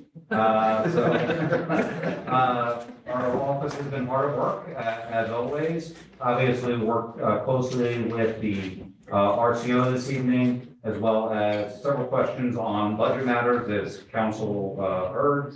Also, too, our office has gone ahead and worked on the various other topics you heard for your meeting on the 20th. As a busy agenda again. Several of the ordinance there that council will be considering. Did a lot of work on the realty transfer tax ordinance as well. And just the day-to-day stuff, preempting Councilor Wynn's question. I've not heard anything more on St. Eugene's, but I will thank you because I will go ahead and bug Mr. McLean again to see if I can prod him on. That kind of concludes my solicitor's report, unless if anybody has any questions. Any questions for the solicitor? Okay, seeing none. Is there any old business? We had, Ms. Michael? Go ahead. we had a cleanup on December 11th at the Park View. It was a very nice turnout, but we got it cleaned up as much as we could. Then we also had a cleanup right under the bridge on State Road leading into Philadelphia.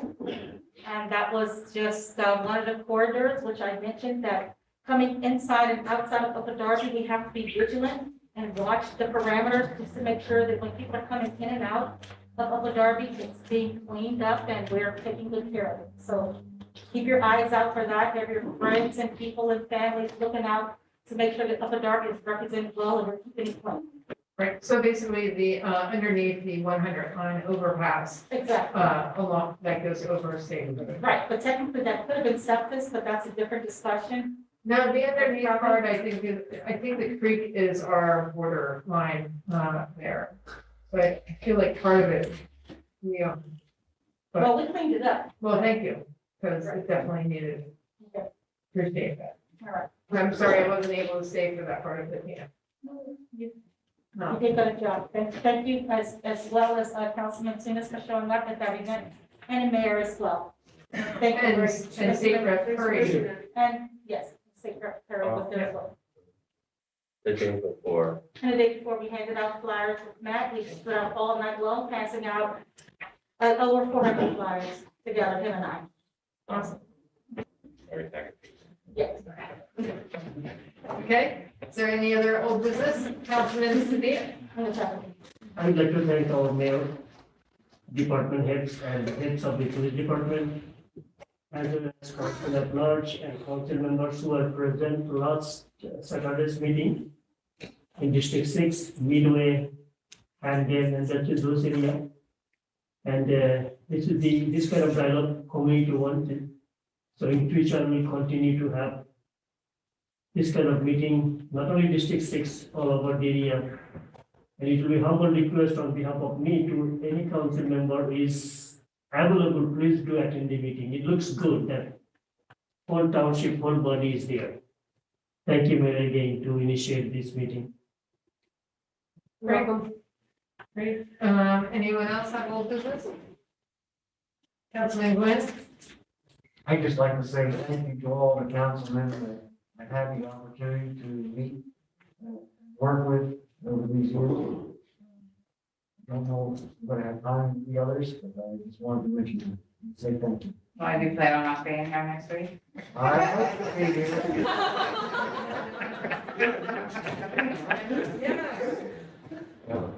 Well, hold it until next week. I just don't want to make next week's meeting longer.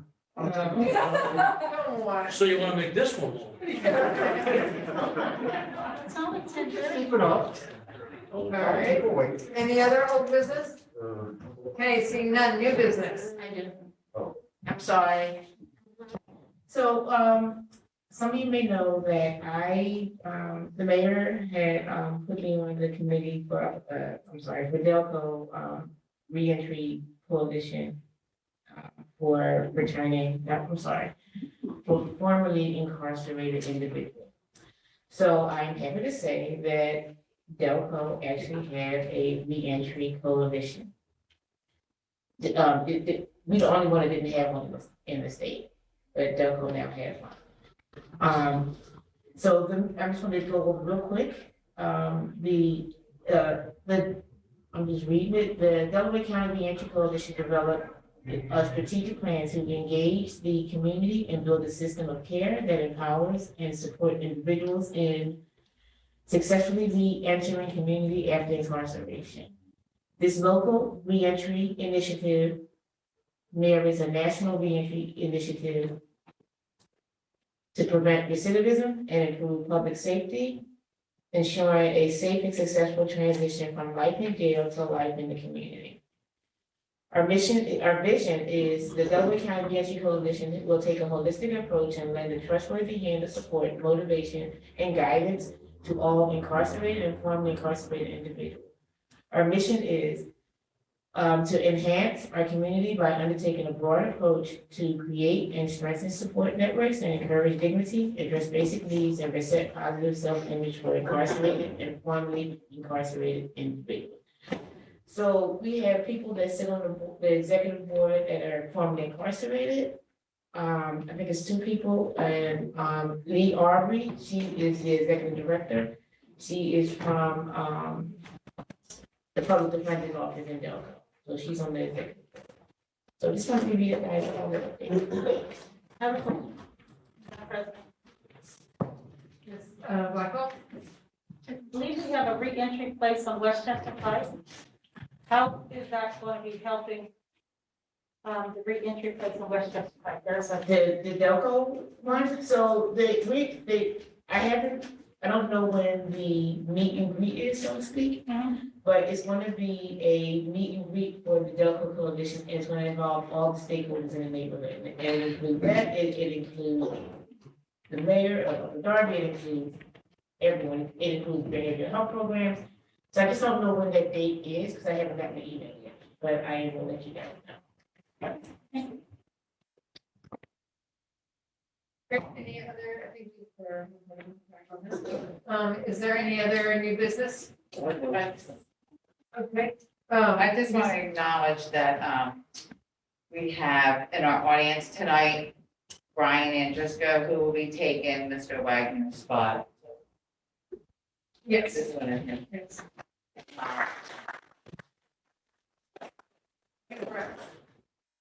Sure, he's very excited. You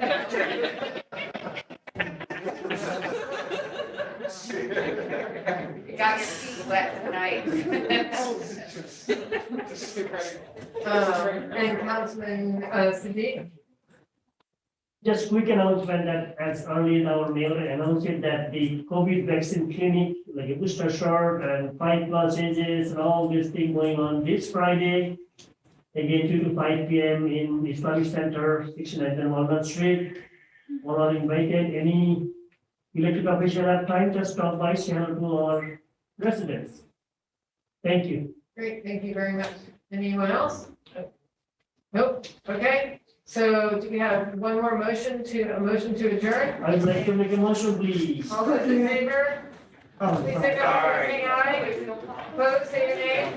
by Beverly. Danielle?